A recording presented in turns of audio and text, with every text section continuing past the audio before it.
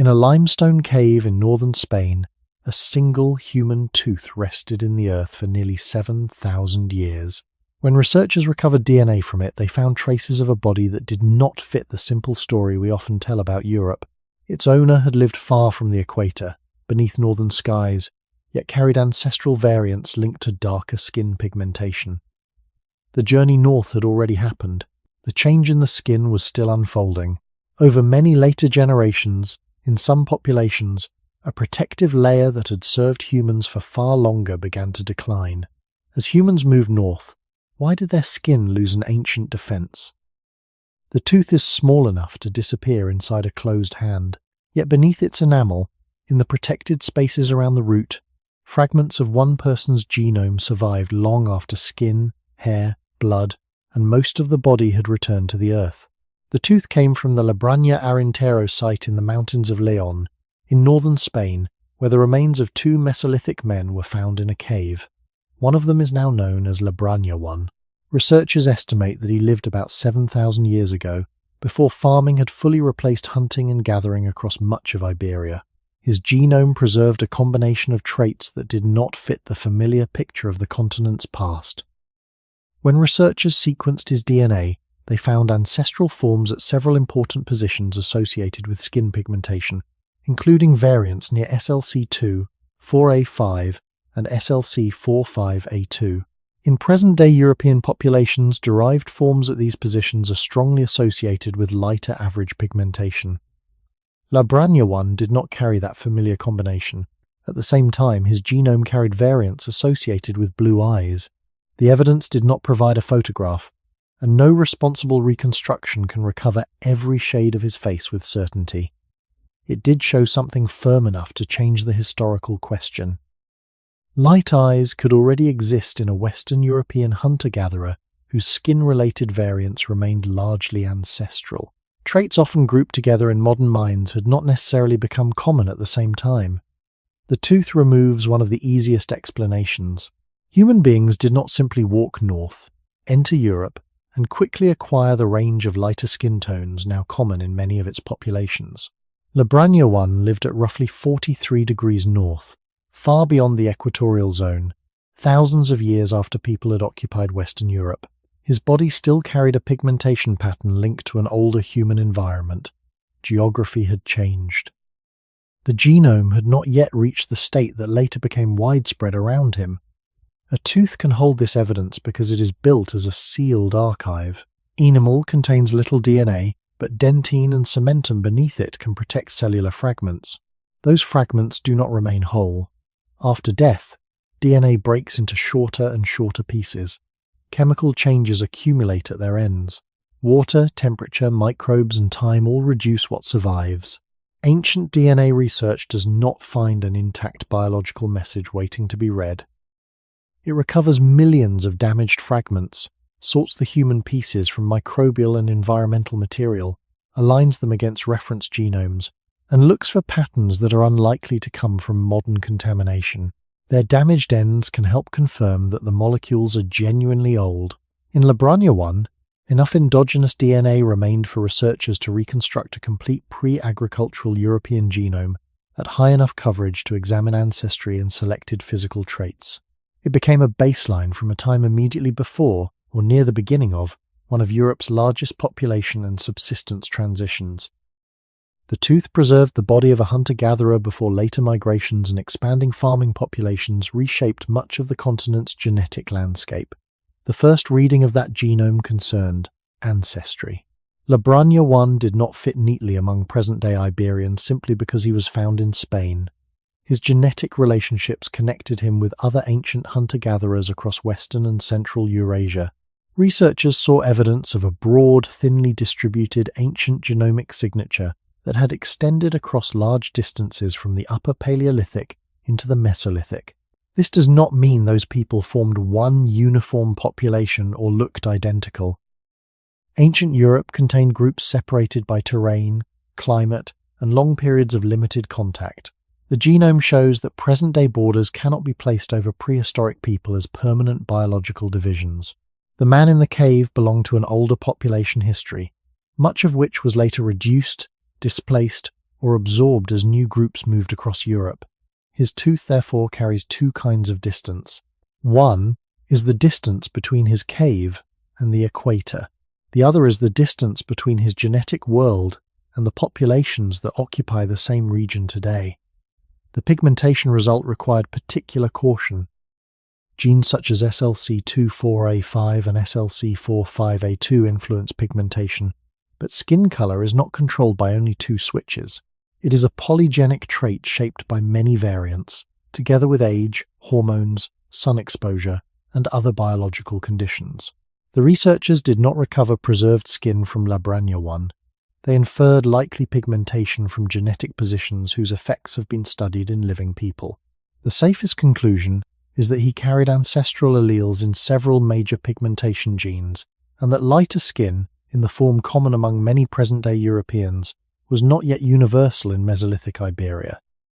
The evidence suggests darker pigmentation than the local European average today. It does not justify assigning him an exact modern colour label, nor does it allow one individual to represent every hunter-gatherer living across the continent. Other ancient genomes show that prehistoric European pigmentation was varied.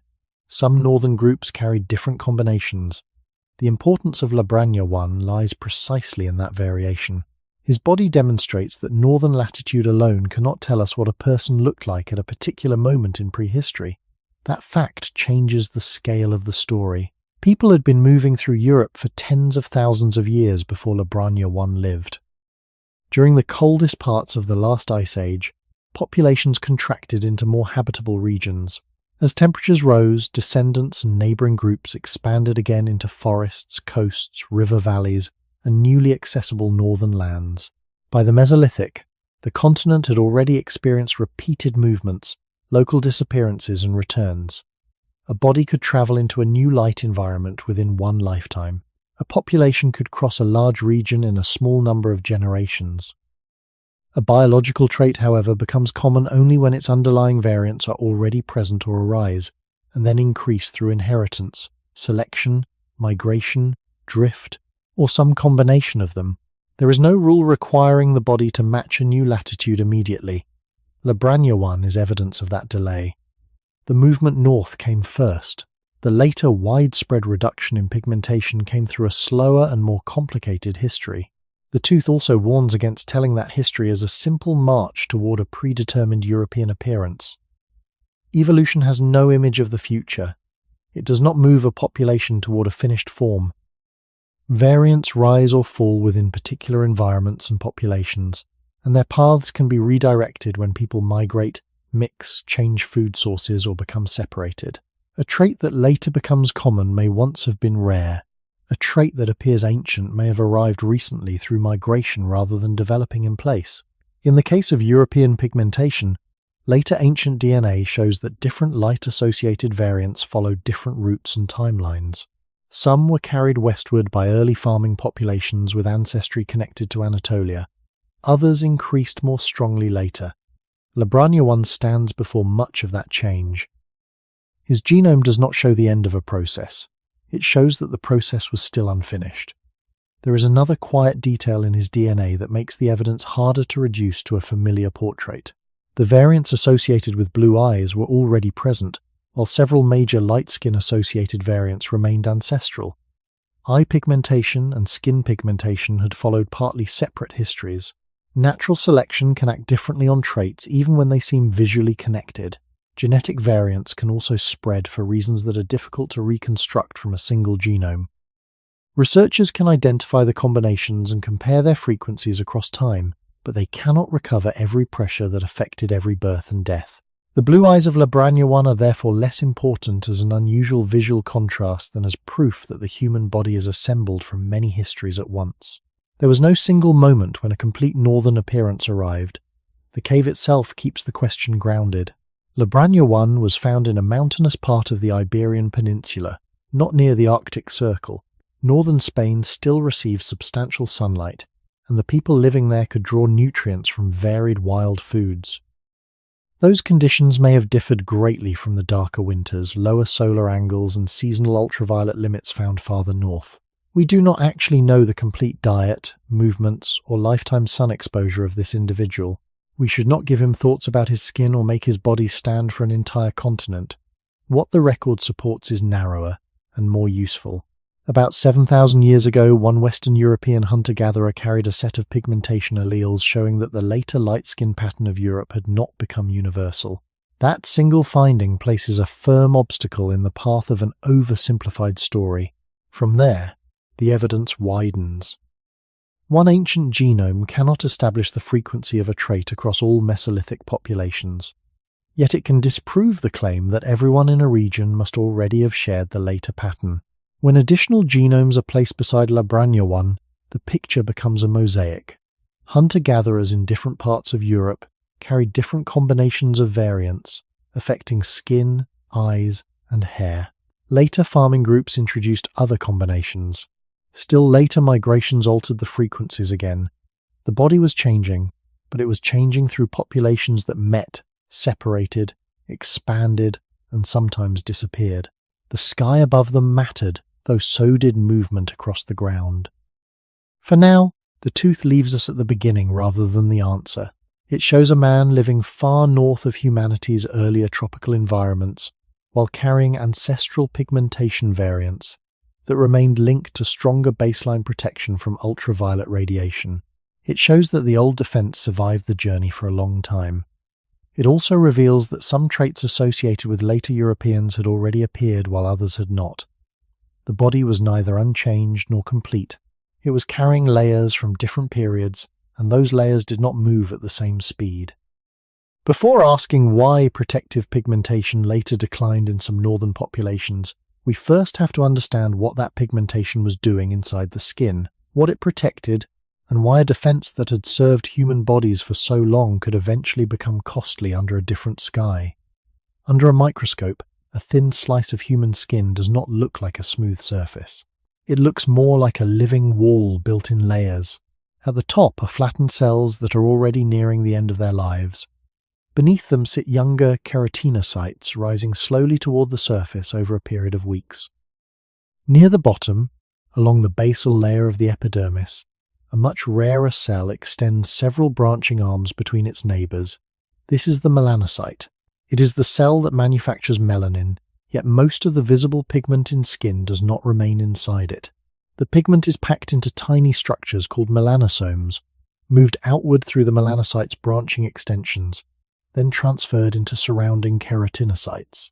One melanocyte can supply pigment to several dozen nearby cells. Seen this way, skin color is not produced by isolated dark cells scattered beneath the surface.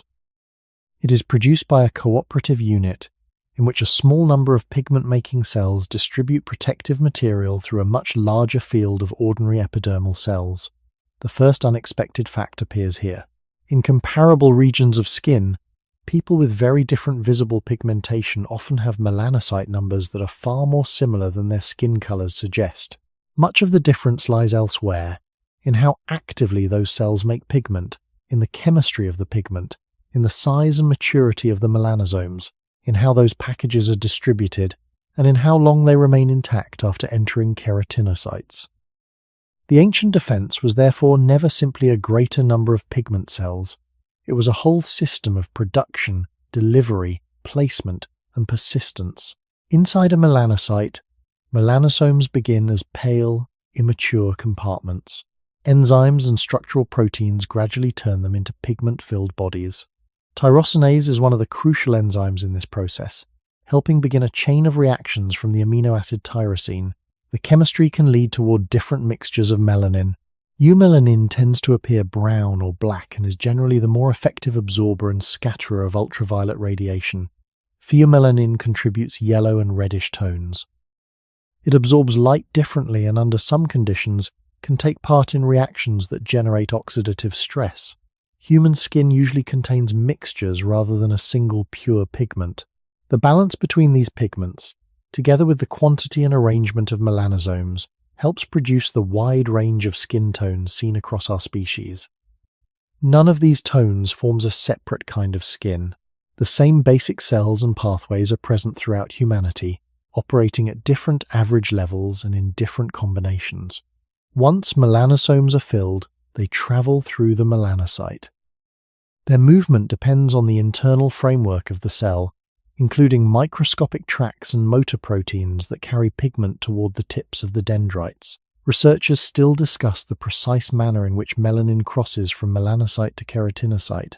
What is clear is that pigment leaves the cell that made it and enters the cells that form most of the epidermis. This transfer matters because keratinocytes contain the nuclei whose DNA must continue directing the renewal of the skin. After a melanosome or melanin-containing compartment enters a keratinocyte, pigment can gather on the side of the nucleus facing the skin surface. Under a microscope, these clusters appear as dark supranuclear caps. They are sometimes compared to small umbrellas, though the image should not be taken too literally. They do not stop every ray. They place light-absorbing material above vulnerable DNA, where it can reduce the amount of ultraviolet energy reaching the nucleus and lower the formation of certain kinds of damage. Experiments on human epidermis have found fewer ultraviolet-induced DNA photoproducts beneath well-formed melanin caps. More recent work has shown that ultraviolet exposure can also influence the movement of pigment within keratinocytes, helping reorganize melanin above the nucleus. The defense is active, responsive, and cellular. Sunlight is a broad stream of energy rather than one uniform substance. The ultraviolet portion reaching the skin is commonly divided into UVA, roughly 315 to 400 nanometers, and UVB, roughly 280 to 315 nanometers. UVA penetrates more deeply into skin and contributes strongly to oxidative damage and long-term changes in tissue.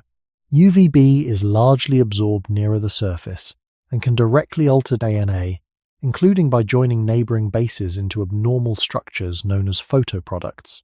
Both ranges can harm cells. Melanin reduces some of this energy by absorbing it and releasing much of it as heat, while its physical arrangement can scatter part of the incoming radiation. The protection is meaningful, although never complete. Deeply pigmented skin can still be damaged by ultraviolet exposure. Lightly pigmented skin still contains melanin and still possesses protective responses. The difference is one of degree, type, distribution, and timing. This distinction is important because the title speaks of a defense being lost.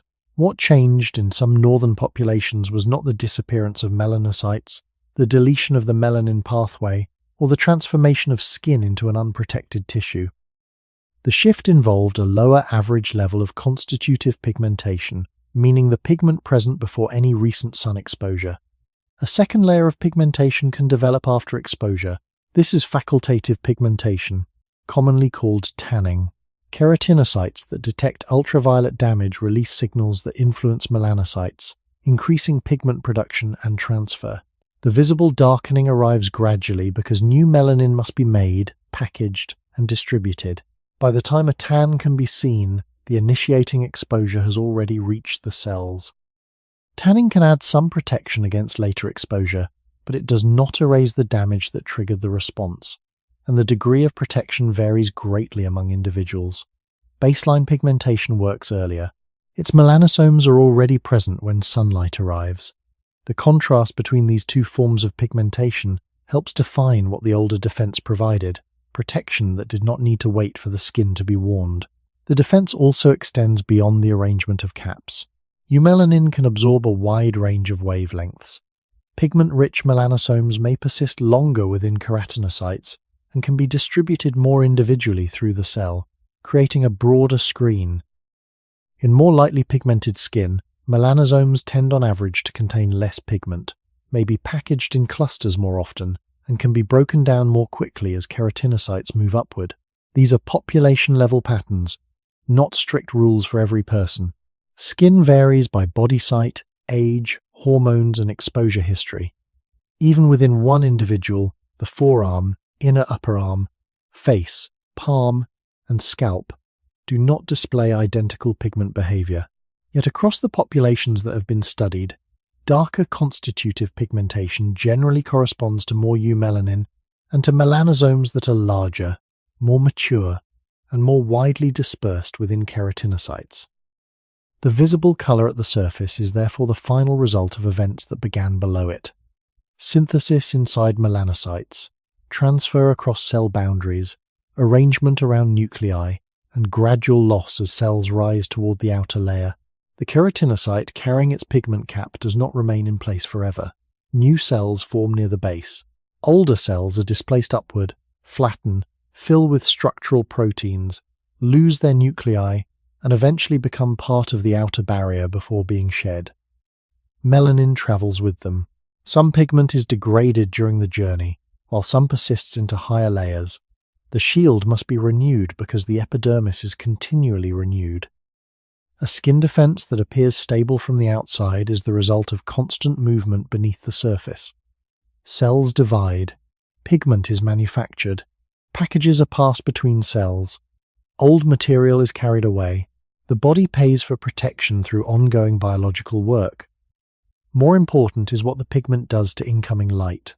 The same ability that reduces ultraviolet penetration also changes how much UVB can reach molecules involved in the beginning of vitamin D production. That consequence will matter later, under weaker northern skies. Here, within the epidermis itself, there is no contradiction. A pigment that absorbs ultraviolet radiation before it reaches DNA is performing exactly the task that made it valuable. Melanin is sometimes described as a natural sunscreen, but commercial sunscreen and biological pigmentation are not equivalent. Applied sunscreen forms a temporary surface layer whose effect depends on its use. Melanin is integrated into living tissue. Its placement is guided by cells. Its production is influenced by genes, hormones, inflammation, and radiation. Its protection is uneven across wavelengths, and never absolute. Calling it a sunscreen is useful only when the comparison remains modest. It is closer to an inherited and adjustable filtering system built into the renewing wall of the epidermis. It does not merely make skin darker. It alters the path taken by energy before that energy reaches living DNA. This system is ancient in a deeper sense than the 7,000-year-old tooth from Spain. The common ancestors of living humans already possessed melanocytes and melanin pathways long before Homo sapiens appeared. The particular range of human pigmentation was shaped later through changes in many genes and through different environmental histories. Researchers cannot inspect the skin of the earliest Homo sapiens directly, and ancient DNA rarely survives across the deepest parts of our species' history, especially in warm regions where genetic material degrades quickly. The reconstruction therefore combines comparative genetics, the geographic pattern of present-day pigmentation, studies of skin biology, and the limited ancient genomes available from later periods. The evidence strongly supports a major photoprotective role for eumelanin-rich pigmentation under intense ultraviolet radiation. It does not require us to pretend that every ancestral population had the same exact shade or that one pressure alone determined every change. Evolution works with variation already present in populations, and skin pigmentation has always contained variation. A slice of epidermis makes the central loss more precise. The old defense was not a coat laid over the body. It was a pattern repeated across millions of cells, renewed from below and arranged around the nuclei of keratinocytes. It reduced some direct DNA damage, moderated oxidative stress, and provided protection before a tan could develop. It was costly neither because it was defective nor because the body was carrying useless darkness. Its future cost emerged only when the light above the body changed. The melanocyte could continue making pigment. The keratinocyte could continue placing that pigment over its nucleus. The system could work exactly as it had worked before, yet the environment could begin valuing its effects differently. To understand why that happened, the microscope must now widen into a map. The next evidence lies in the distribution of ultraviolet radiation across the planet, in the steep sunlight of lower latitudes, and in the long history during which a strongly pigmented epidermis was not an obstacle to human life, but one of the conditions that helped make exposed human skin possible. A global map of ultraviolet radiation is brightest in a broad belt around the equator.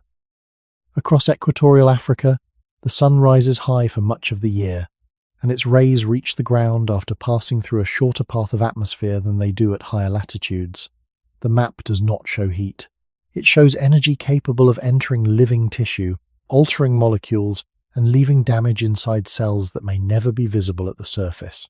When researchers place this map beside measurements of human skin reflectance, a broad pattern appears.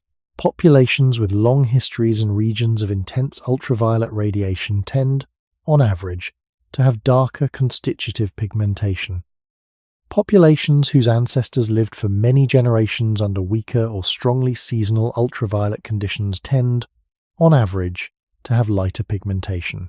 The match is imperfect because migration, ancestry, diet, altitude, clothing, and recent population mixing all complicate it. Even so, ultraviolet radiation explains the worldwide geography of skin color better than temperature, rainfall, or simple distance from the equator. The skin was following light. Sunlight reaching Earth contains ultraviolet A and ultraviolet B. UVA has longer wavelengths and reaches the surface in large amounts throughout daylight. UVB is shorter in wavelength, more strongly filtered by ozone and the atmosphere, and more sensitive to season, latitude, and solar angle. Both can affect skin. UVB can directly create abnormal bonds between neighboring bases in DNA. UVA penetrates more deeply and contributes strongly to oxidative stress, producing reactive molecules that can damage proteins, membranes, and genetic material. A melanized epidermis reduces part of this burden before it reaches vulnerable cells. Eumelanin absorbs radiation across a broad range of wavelengths and releases much of that energy as small amounts of heat. Melanosomes distributed through keratinocytes also scatter incoming light and form pigment caps above cell nuclei. Under a powerful sun, these effects are repeated across every exposed area of the body, day after day, beginning in infancy and continuing through the years when survival and reproduction matter most to natural selection. This does not make heavily pigmented skin immune to sunlight. Cells still accumulate damage, and human bodies still rely on DNA repair, immune surveillance, cell death, and the continual renewal of the epidermis. Pigmentation changes the average dose that reaches living structures. Over thousands of exposures, a reduction in dose can become biologically important. The ancient defense was valuable because ultraviolet radiation can interfere with cell division, damage connective tissue, and suppress parts of local immune function. Some effects appear quickly, others accumulate across years. Evolution does not require a trait to prevent every injury. A trait can spread when it improves the average chance that bodies remain functional long enough to leave descendants. In regions where strong ultraviolet exposure was a persistent feature rather than a brief seasonal event, higher eumelanin production gave the skin a more reliable filter before exposure began. The filter was already present at dawn. It did not depend on a recent tan or unconscious behavior. One proposed benefit concerns folate, a family of B vitamins essential for DNA synthesis, cell division, and early embryonic development. Laboratory and clinical evidence shows that ultraviolet radiation can break down folate-related compounds under some conditions, and researchers have suggested that dark pigmentation helps protect folate in blood and tissues near the skin. Because folate is especially important during rapid cell division, damage to folate status could affect reproductive success through sperm production or embryonic development. This remains a plausible part of the evolutionary explanation, though the strength of the pressure in ancient populations is difficult to measure directly. No preserved blood sample can tell us the folate level of a person who lived 50,000 years ago. The folate hypothesis should therefore be treated as one supported mechanism within a wider pattern, rather than a complete answer standing alone. The more secure point is that eumelanin provides photoprotection, and that the global distribution of pigmentation closely tracks long-term ultraviolet conditions. Exposed skin had to release heat, hold water inside the body, block pathogens, repair wounds, and survive radiation from above. Pigmentation became part of this layered system, while natural selection acted on whole bodies rather than color alone. Much of the human body had also become relatively hairless long before the populations in this story entered northern Europe. The timing and stages remain uncertain, since hair rarely fossilizes and genetic estimates have wide limits. Yet large areas of skin were directly exposed to sunlight. Once dense body hair thinned, pigment within the epidermis became more important. Researchers infer that strong constitutive pigmentation was established early in the history of largely hairless human skin, especially in populations living under intense equatorial ultraviolet radiation. This inference comes from comparative genetics, the biology of melanin, and geographic patterns among living populations rather than from preserved ancient skin. The map supplies part of what the fossil record cannot. Along the equatorial belt, the sun can stand nearly overhead at certain times of year. Near the equinoxes, places close to latitude 0 receive sunlight at a steep angle around midday. The atmosphere filters radiation, clouds alter it, and altitude can increase exposure, so no latitude has one fixed ultraviolet value. Still, the broad geography remains clear. A steep solar angle concentrates energy over a smaller surface area. At higher latitudes, the same energy arrives at a lower angle, spreads across more ground, and passes through more atmosphere. Earth's axial tilt, about 23.5 degrees, adds seasonal change. Near the equator, day length and solar height vary less across the year. Farther north or south, winter brings shorter days and a much lower sun. The body that lived under the first pattern encountered a comparatively dependable ultraviolet environment. Its pigmentation could be maintained as a stable first line of defense because the danger it reduced returned with regularity. Skin reflectance measurements make the biological response visible without forcing humanity into a few rigid color categories. A reflectometer sends selected wavelengths of light into the skin and measures the amount returned. Lower reflectance generally indicates greater melanin content. Areas such as the inner upper arm are often used because recent tanning affects them less. These measurements reveal continuous variation. There is no natural line where one skin color ends and another begins. Neighboring populations can differ gradually, and distant populations can arrive at somewhat similar pigmentation through partly different genetic pathways. The global pattern is clinal, meaning average traits shift across geography rather than falling into sealed biological boxes. This matters because the ancient defense belonged to all human skin. The difference was how strongly it was expressed before sunlight arrived. Genetic studies reinforce the same point. Dark pigmentation in different populations is not produced by one universal set of variants, and lighter pigmentation has evolved through more than one route. Some pigmentation variants are ancient and shared widely. Others rose in frequency in particular regions.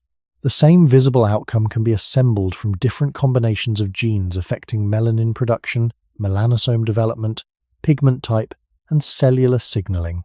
Natural selection repeatedly worked with the variation available in local populations. It did not paint continents with a single genetic brush. For people moving north, the starting condition must be described cautiously. The ancestors of later northern populations were not identical, and migration out of Africa involved bottlenecks, mixing, and long periods spent in Western or Southern Asia before some groups entered Europe. Yet the evidence suggests that the people who expanded into lower ultraviolet regions generally carried more protective pigmentation than became common in many of their descendants. The old defense crossed the landscape with them. For a long time it continued to do what it had always done. Under strong summer sunlight it absorbed radiation. In exposed faces and hands, it reduced damage before tanning began. During movement across open ground, it added a layer of protection that required no tool and no learned habit. A few generations beyond an older range gave the body no reason to abandon it. Selection changes populations only through differences in inherited survival and reproduction, and those differences must persist long enough to alter the frequency of variance. A useful trait can remain common after the environment that favored it has weakened. Genetic drift can preserve or remove variants by chance, especially in small groups. Migration can introduce new variants or restore old ones. Diet and behavior can soften an environmental pressure. The skin therefore carried memory in a literal biological sense, inherited instructions shaped under earlier light. This memory was not a record the body could read. It was the continuation of pigment-producing pathways from parent to child. The more important trade-off involved the light being blocked. UVB is damaging, but it also begins a useful chemical reaction in the skin. When UVB reaches 7-dehydrocholesterol in the epidermis, it starts the formation of provitamin D3, which the body later converts through additional steps. In equatorial environments with abundant UVB, strong pigmentation can reduce exposure while still allowing enough vitamin D production under ordinary conditions. The balance is supported by the intensity and regularity of sunlight. Move the same epidermis beneath a lower sun, shorten the winter day, cover more of the body against cold, or change the available foods, and the balance can shift. The defense still works, though it may now block a resource that has become less plentiful. That consequence has not yet become the central pressure in this story. Here, before the movement deepens, the old pigmentation remains understandable on its own terms. It protected a body living under a sky where ultraviolet radiation was a constant part of the environment. It reduced damage to DNA, supported the survival of exposed epidermal tissue, and may have helped protect light-sensitive molecules important for reproduction. Its presence was neither primitive nor excessive. It was an adaptation fitted to a particular range of sunlight. The map of ultraviolet radiation and the map of skin reflectance preserve the outline of that fit even after migrations have blurred many local details. They show that the human surface was shaped by something invisible to the eye, measured in wavelengths and repeated over generations. They also reveal the first pressure that will pull the story forward. The protection and the cost came from the same pigment. Eumelanin filtered ultraviolet energy because that energy could be harmful. By filtering it, the epidermis also limited the UVB available for vitamin D production. Under the older sun, both needs could remain in balance. Farther north, the sky would begin to change the terms. People would enter regions where the angle of light fell, winters lengthened, and useful UVB became less reliable for part of the year. Their skin would arrive carrying a defense built for another ultraviolet world, and for many generations, that defense would remain. The first evidence is not a face or a whole skeleton. It is a line of teeth and dense pieces of bone recovered from people who lived across Europe after the coldest part of the last ice age. Some came from caves in Iberia. Others came from shelters in France, the Italian peninsula, the Balkans, Central Europe, and farther east. Their dates stretch across many thousands of years, from the late Upper Paleolithic into the Mesolithic. Each specimen carries only a small part of the story, yet together they show something that maps alone cannot show. Human groups moved into new regions faster than inherited traits could become common. When the great ice sheets began to retreat after the last glacial maximum, landscapes that had been too cold, too dry, or too unstable for continuous settlement slowly opened again. Rivers changed course. Forests returned. Herds shifted their ranges.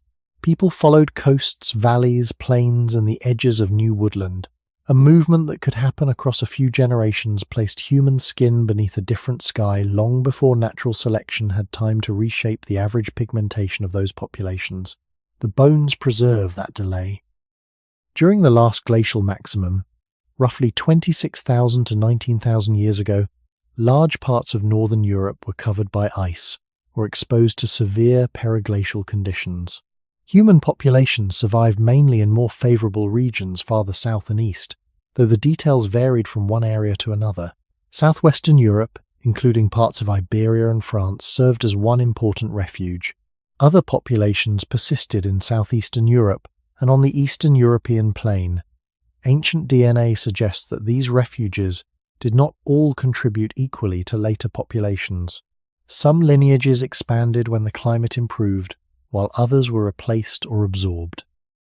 The recovery was a sequence of expansions, retreats, encounters, and local disappearances. The pigmentation variants moved within this shifting human landscape. They did not travel separately from the people who carried them. A useful comparison can be made between the speed of a journey and the speed of a population change. A small group can move hundreds of kilometers within a lifetime. Its descendants can occupy a river system or coastline within a few centuries. For an inherited variant to become common, carriers must leave more surviving descendants on average, or new people carrying the variant must enter the population, or chance must alter its frequency in a small group. These processes unfold through births, deaths, marriages, separation, and migration. Even when natural selection is strong, the visible result may require many generations. If the relevant variant is rare or absent in a founding population, selection cannot instantly produce it in everyone. The skin reaching the north was therefore the skin available at the beginning of the movement, shaped by older environments and older ancestry. The new latitude changed the conditions of life immediately. The genome responded only through generations. Ancient DNA from post-glacial hunter-gatherers reveals how uneven that response was. Researchers studying individuals from the period after the last glacial maximum have found substantial variation in alleles associated with skin and eye pigmentation.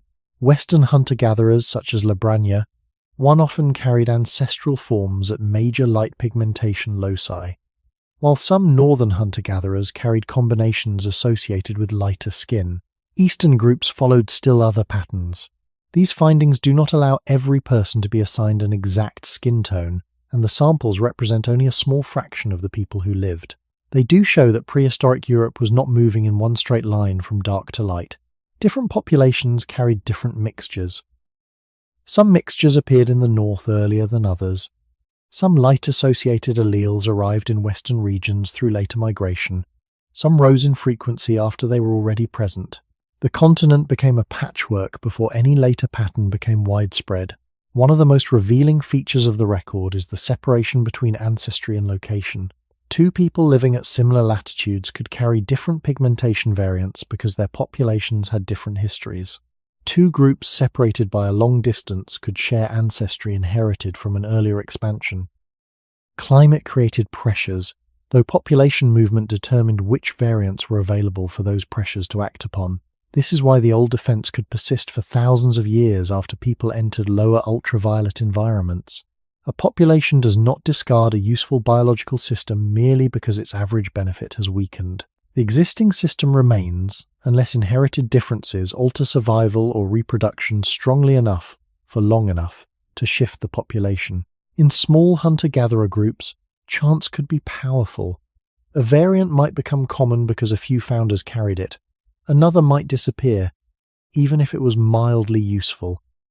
Periods of isolation could preserve unusual combinations. Later contact could suddenly change them. Natural selection worked inside this demographic movement, rather than outside it. The dense petrous portion of the temporal bone, surrounding the inner ear, has become especially important because it often preserves more ancient human DNA than many other skeletal elements. Teeth also protect DNA within dentine and cementum. From these small archives, researchers have reconstructed broad changes in ancestry across Europe. They have identified genetic clusters connected to Western hunter-gatherers, Eastern hunter-gatherers, and other ancient populations, while also showing that the borders between them were never permanent. These labels describe patterns in sampled genomes, not uniform tribes with fixed appearances. Within each broad grouping, individuals varied, and gene flow occurred. Still, the relationships reveal that the repopulation of Europe after the Ice Age involved more than climate following. It involved human lineages moving into spaces left open by ice and cold, sometimes replacing earlier groups and sometimes mixing with them. Consider the distance between Iberia and Scandinavia. A human lineage could move northward in stages, following generations of prey and vegetation, without any individual completing the whole journey. The skin of each newborn would resemble the range present among the parents. The sun above the group would already be lower, winter UVB already more limited, and more of the body already covered during cold seasons. Yet a selection pressure cannot rewrite an individual body after birth and pass that acquired change to children. It acts on inherited variation that affects who leaves descendants. The migration could therefore outrun the adaptation. People could live successfully in northern regions while carrying strong constitutive pigmentation, especially when diet supplied vitamin D, summer light was sufficient, or behavior reduced the biological cost. This helps explain why darker pigmentation could remain in Western hunter-gatherers long after the initial entry into Europe. Survival itself proves that no immediate transformation was required. The pressure was real, but its strength depended on local conditions. Coastal groups eating fish and marine mammals did not face the same nutritional environment as inland groups relying on different foods. Latitude alone never decided the fate of a pigmentation allele. It altered the balance around that allele. Diet, season, ancestry, fertility, childhood development, and chance all shaped what followed. The archaeological record rarely preserves these variables with equal clarity. Bones can reveal diet through stable isotopes in some contexts. Teeth can record childhood stress and migration. DNA can show ancestry and selected variants. No single source supplies the entire answer. By around 14,000 years ago, warming had already transformed much of Europe, though climate did not improve in one smooth step. The late glacial period included reversals, including the cold Younger Dryas beginning about 12,900 years ago and ending around 11,700 years ago. Human groups responded by shifting territories and connections. When the Holocene began, forests expanded across many regions, changing the animals available and the ways people moved. Smaller, mobile communities occupied coasts, lakes, and river valleys. In this changing world, the inherited pigmentation of different groups remained varied. The environment was moving, people were moving, and the frequencies of genes were moving at a third pace. These clocks rarely agreed. That mismatch is preserved in individuals such as Braña 1, but it appears more clearly when many genomes are placed in chronological order. The ancestral allele at SLC2-4A5 remained common among many Western hunter-gatherers. The derived allele associated with lighter pigmentation was present in populations farther southeast, and later became widespread in Europe, partly with the expansion of early farmers from Anatolia. SLC4-5A2 followed a different path and increased more slowly in many regions. The later European pattern was therefore assembled in stages from variants with different histories. A skin tone is the visible sum of many genetic and cellular processes, while each component can travel on its own demographic route. The post-glacial bones also prevent the word north from becoming too simple. Moving north could mean entering Central Europe from a southern refuge. It could mean following the Atlantic coast, moving through the Danube corridor, crossing open plains from the east, or settling Scandinavia as the ice withdrew. Each route brought people into contact with different populations. The level and seasonality of ultraviolet radiation changed gradually with latitude, but ancestry could change suddenly when groups met. A child born after such contact might inherit a pigmentation combination not previously common in either local community. Over time, repeated mixing could spread a variant much faster than mutation alone. The skin changed through history as well as through sunlight. At the close of this movement, the old defense had not yet been surrendered. It remained strong in some populations, reduced in others, while intermediate forms appeared across the continent. The important change was that the defense was now operating under conditions different from those in which it had first become valuable. In the south, abundant ultraviolet radiation repeatedly rewarded strong baseline pigmentation. Farther north, the same pigmentation continued to protect DNA during bright seasons, while also limiting the weaker UVB available for vitamin D production. The trade-off had entered a new environment, but no single generation could feel evolution turning.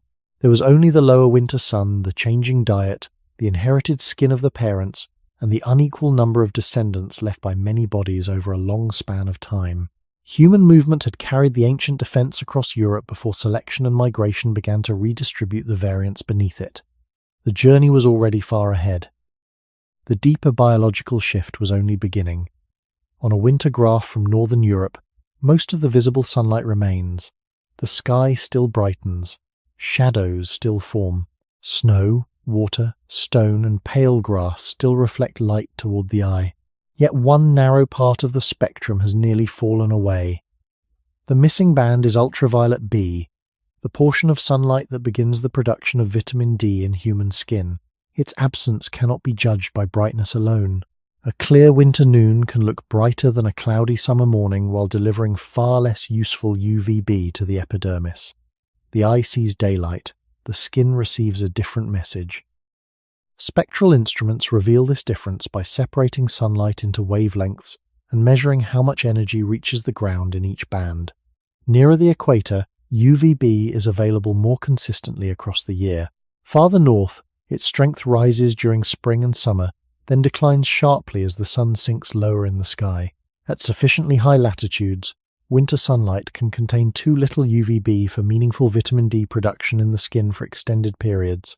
The exact duration varies with latitude, altitude, ozone, weather, air pollution, and the surface reflecting light around the body. There is no single invisible border across the Earth where vitamin D production simply stops.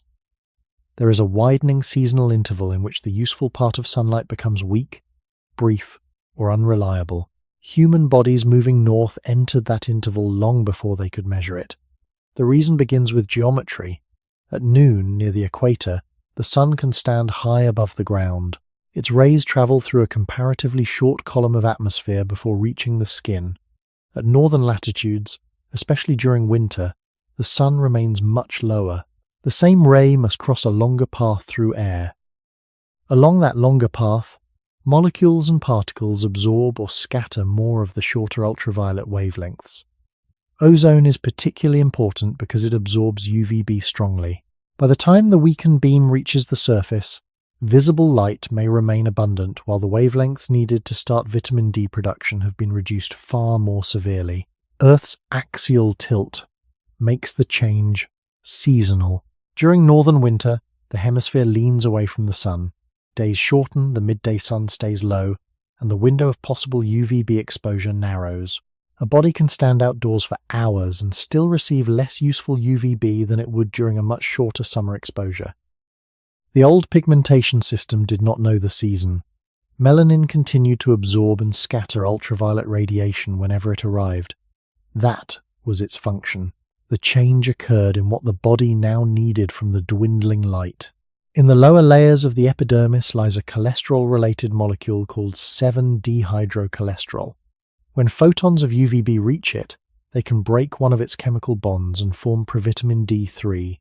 Heat within the skin then allows this unstable molecule to rearrange into vitamin D3. From there, vitamin D enters circulation and undergoes further processing, first mainly in the liver and later mainly in the kidneys and other tissues, before the body produces forms that can act as hormones. The full pathway is more complicated than sunlight entering the skin and vitamin D appearing instantly in the blood. Production depends on how much UVB reaches the relevant molecules, how much skin is exposed, the angle of the radiation, age, pigmentation, and individual physiology. The body also regulates later steps rather than allowing unlimited active vitamin D to accumulate. Even under strong sunlight, the process has limits. Under weak northern sunlight, the first step itself becomes more difficult. Melanin stands between the incoming photons and the molecules that need them. This does not mean darker pigmentation prevents vitamin D production. People with strongly pigmented skin produce vitamin D through the same pathway. On average, more UVB exposure may be needed to produce a similar response when constitutive pigmentation is higher, although individual results vary widely. Under an equatorial or tropical sun, where UVB is intense and regular, the body can maintain substantial photoprotection while still receiving enough radiation for the reaction. The system filters a plentiful resource. Farther north, especially during short winter days, the resource is no longer plentiful. The same filter can begin to matter in a different way. A trait that once reduced excessive penetration now reduces penetration when the useful wavelength is scarce. There was no flaw in the pigment. The environment had changed the value of what it blocked. Vitamin D matters because it helps regulate calcium and phosphate, two minerals essential to the formation and maintenance of bone. In children, severe and prolonged deficiency can disrupt the mineralization of growing bones and contribute to rickets. Bones may become softer and deform under the weight and pull of the body. In adults, deficiency can contribute to impaired mineralization and muscle weakness, although bone health depends on many other factors as well. The biological importance extends beyond the skeleton, since vitamin D receptors and related pathways occur in many tissues. Yet the clearest evolutionary argument concerns growth, the pelvis, pregnancy, infant development, muscle function, and the ability of the skeleton to support movement. A population repeatedly facing low vitamin D availability could experience consequences before old age, during the years when people were still growing or raising children. Natural selection does not need to wait for a disease to become absolute. Small average differences in development, fertility, survival, or physical function can shift gene frequencies when repeated across many generations. Direct proof from deep prehistory is difficult. Bones can preserve signs compatible with metabolic disease, but the absence of those signs does not prove that vitamin D status was always adequate. Archaeological skeletons represent only some people. Preservation is uneven, and several conditions can produce similar changes. Researchers therefore combine modern physiology, ultraviolet measurements, genetic patterns, ancient DNA, and archaeological evidence. Together, These sources support the view that vitamin D production formed an important part of the selective environment for human pigmentation. They do not show that one mechanism alone determined every skin color change. Diet could alter the pressure greatly. Fish, marine mammals, eggs, liver, and some other foods can provide vitamin D, although the amount depends on species, season, preparation, and the rest of the diet. A coastal group with regular access to vitamin D-rich foods might maintain stronger pigmentation at a high latitude without the same biological cost faced by an inland population with different resources. This may help explain why latitude does not predict pigmentation perfectly, and why some northern populations retained relatively high pigmentation. Food could partly replace the missing ultraviolet input. The balance also changed when food systems changed. Hunter-gatherers, fishers, herders, and farmers did not receive the same nutrients. A population moving between coast and interior could encounter a new vitamin D pressure without changing latitude at all. Clothing and shelter added another layer. Cold climates encouraged people to cover more skin for longer periods.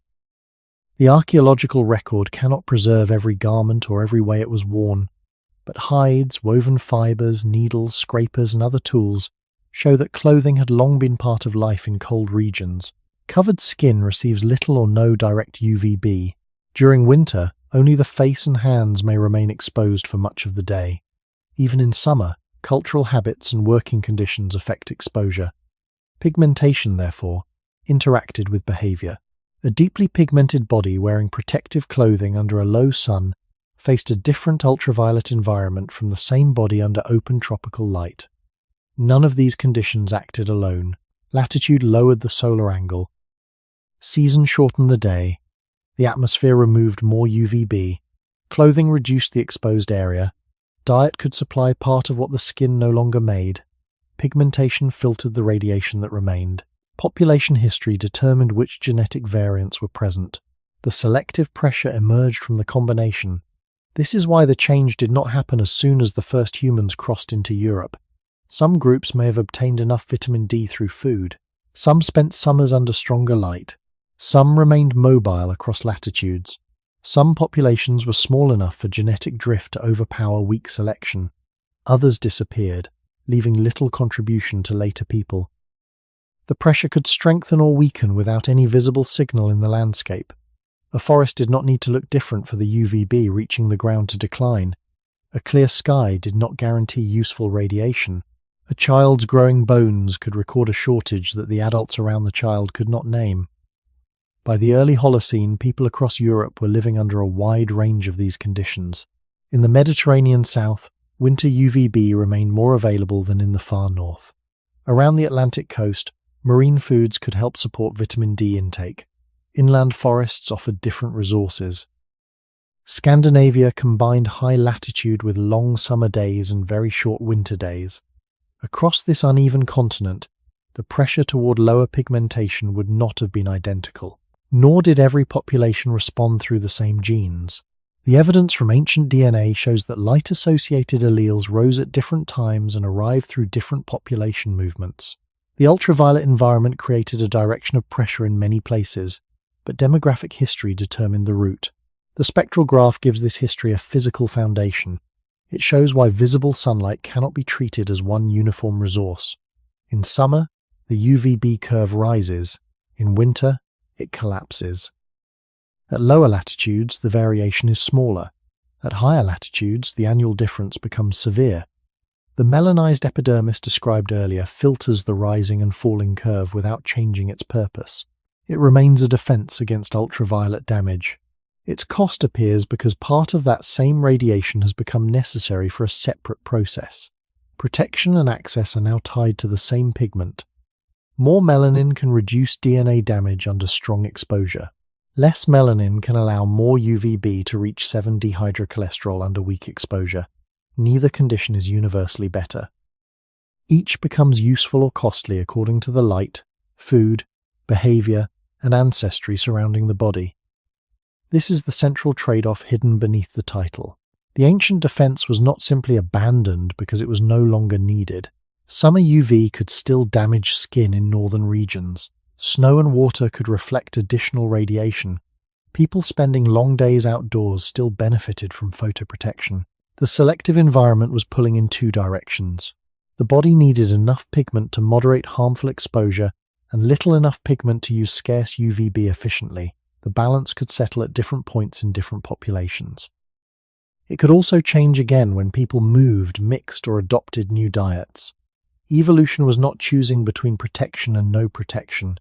It was adjusting the strength of a filter. For many generations, the old setting remained. A child inherited pigmentation from parents whose lineages had lived under stronger ultraviolet conditions. That child grew beneath a lower winter sun. If food supplied enough vitamin D, the inherited skin might carry no important cost. If food did not, a slightly lower level of pigmentation could become advantageous on average. The difference might be too small to observe within one family or one lifetime. Repeated across centuries, it could alter which variants became common. The change would leave no single moment in the archaeological record when darker skin ended and lighter skin began. It would appear later as a shift in allele frequencies across many skeletons. The winter graph brings the story to that threshold. The journey north has already happened. The ancient defense still sits above the nuclei of epidermal cells. It continues to absorb ultraviolet radiation exactly as before. Above the body, however, the sun has dropped toward the horizon, and the narrow band of UVB has thinned. What had once been abundant is now seasonal. What had once been filtered without serious cost has become harder to obtain. The skin has not yet changed, but the environment has begun rewarding a different balance. Across the generations that follow, variants allowing more of this weakened light to pass through will no longer remain merely rare differences between individuals. In some populations, they will begin to leave a deeper mark on the future. A few grains of pale bone powder rest at the bottom of a sterile tube. They came from the dense petrous portion of a human skull, a region around the inner ear that often protects ancient DNA better than most of the skeleton. Once the powder is dissolved and the surviving fragments are copied, the body becomes a pattern of letters. At one position in SLC 24A5, a single letter can help distinguish an ancestral form from a derived form strongly associated with lighter average pigmentation. At another position in SLC 45A2, a different change carries part of the same visible effect. These letters are tiny. Their historical movement was not. When hundreds of ancient genomes are arranged by date and place, the frequencies of these variants begin to shift across the page. The old protective setting of the skin does not vanish in one skeleton. It recedes through changing proportions of people. This is the point where the loss in the title becomes visible, not as a sudden transformation of one body, but as an inherited filter being turned down across generations in some populations. The two genes did not follow the same road.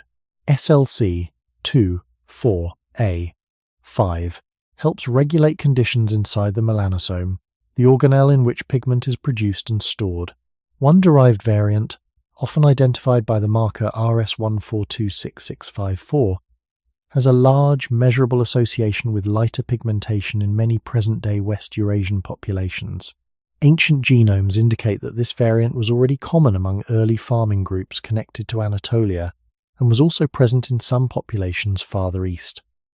When farming communities expanded into Europe during the Neolithic, beginning roughly 9,000 years ago in parts of southeastern Europe and reaching other regions later, they carried ancestry, as well as crops, animals, technologies, and social practices.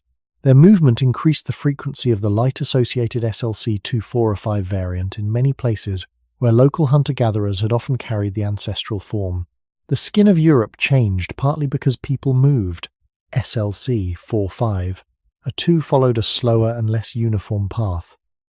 Its derived variant associated with lighter pigmentation remained uncommon in many early European farmers and hunter-gatherers, then rose more strongly during later prehistory.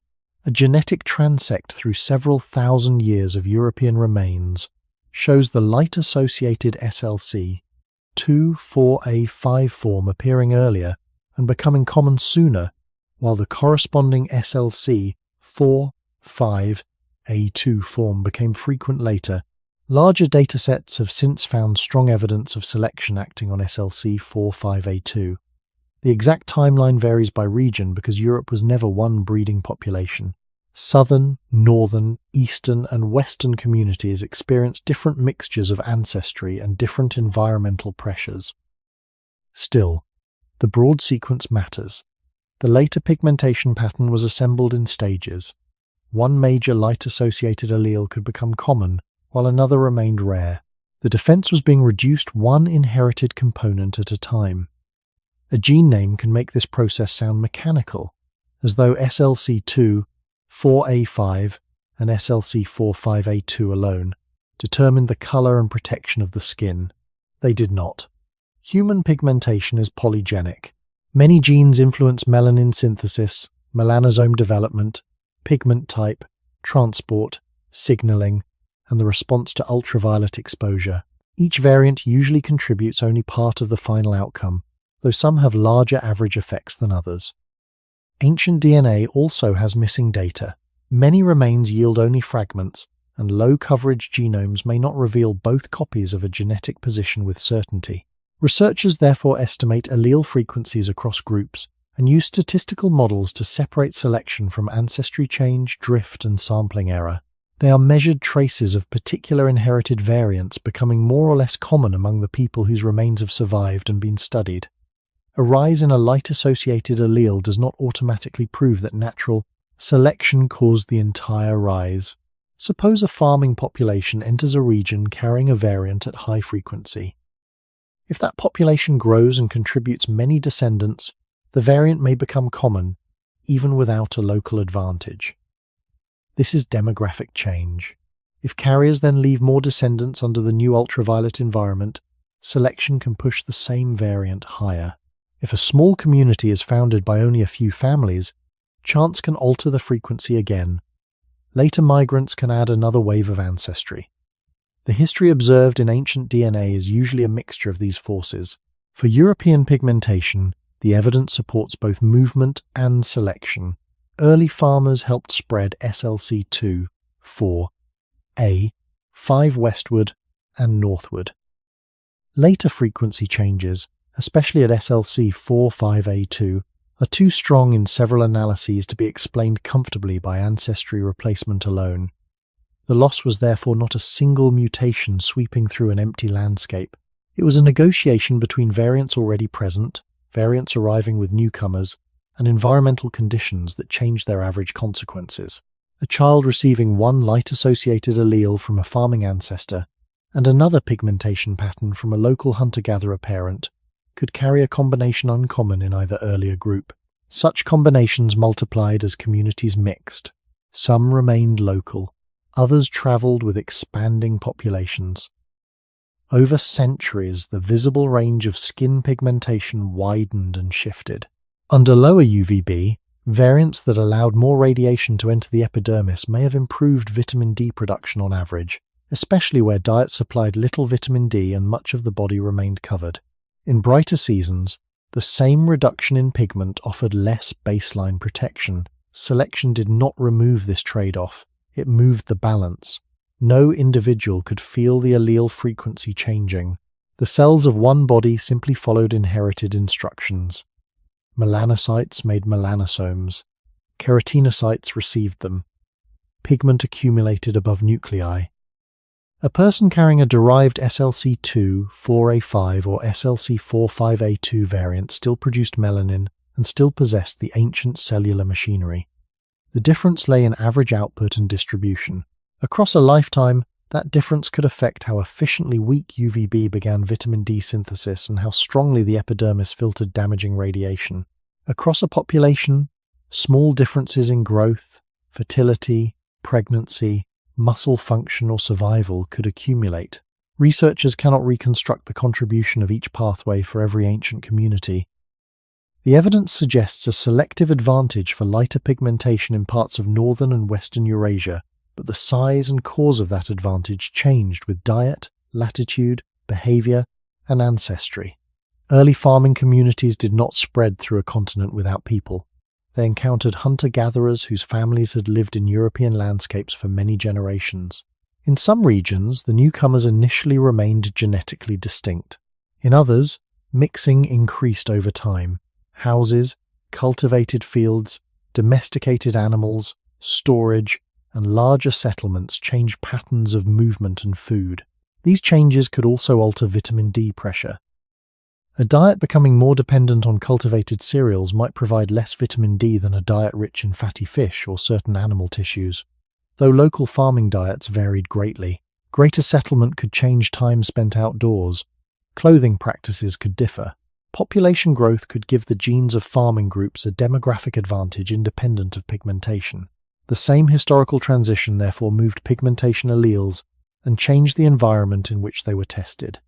Ancient genomes from Central and Western Europe preserve this layered process. Mesolithic hunter-gatherers frequently carried ancestral variants at SLC2-4A5 and SLC4-5A2. Early Neolithic farmers commonly carried the derived SLC2-4A5 allele, while the light-associated SLC4-5A2 allele was still absent or uncommon in many samples. During later Neolithic and Bronze Age periods, ancestry from additional populations entered Europe, and SLC4-5A2 rose toward the high frequencies seen in many present-day European populations. This summary does not apply identically to every site, and new samples continue to refine it. Its value lies in showing that the reduction of baseline pigmentation took thousands of years and more than one population movement. The skin did not simply respond to latitude in place. Human history carried some of the response across the continent. Selection can be detected when an allele changes faster than expected under plausible models of population history. Researchers compare ancient frequencies through time, account for ancestry, and look for genomic regions showing unusually strong change. Around SLC4-5A2, recent large-scale ancient DNA analyses identify one of the clearest selective signals in Eurasian prehistory. SLC2-4A5 also shows strong selection, though its high frequency among incoming farming-related populations means migration was central to its European spread. These findings allow a careful conclusion. Variants associated with reduced pigmentation became increasingly favored or increasingly represented in several West Eurasian populations during the Holocene. They do not prove that every carrier had lighter skin than every non-carrier. They do not establish one exact shade for a whole archaeological culture. They reveal a population-level movement away from the older, more strongly melanized average. By this stage, the word defense has changed meaning.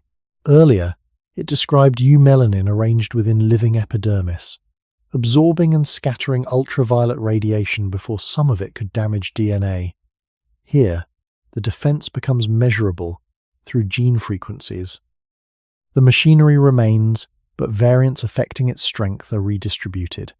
Each rise in a light-associated allele slightly changes the probability that a child will inherit a less strongly pigmented baseline.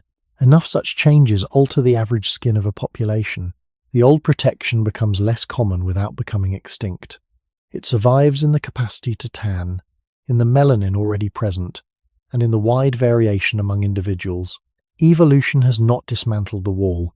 It has thinned one part of the filter. Humanity as a whole did not lose this ancient defense. Many populations living under high ultraviolet radiation retained strong constitutive pigmentation because it continued to provide substantial protection. Even within northern populations, pigmentation never became uniform, and no person became biologically separate from the rest of the species. The change occurred in particular lineages under particular histories. The genes involved are shared human genes. The variants differ in frequency. Skin color records adaptation and ancestry, though it does not divide humanity into fixed natural categories. Ancient DNA shows movement and continuity across those categories too clearly for such boundaries to survive. The grains of petrous bone powder now return to view.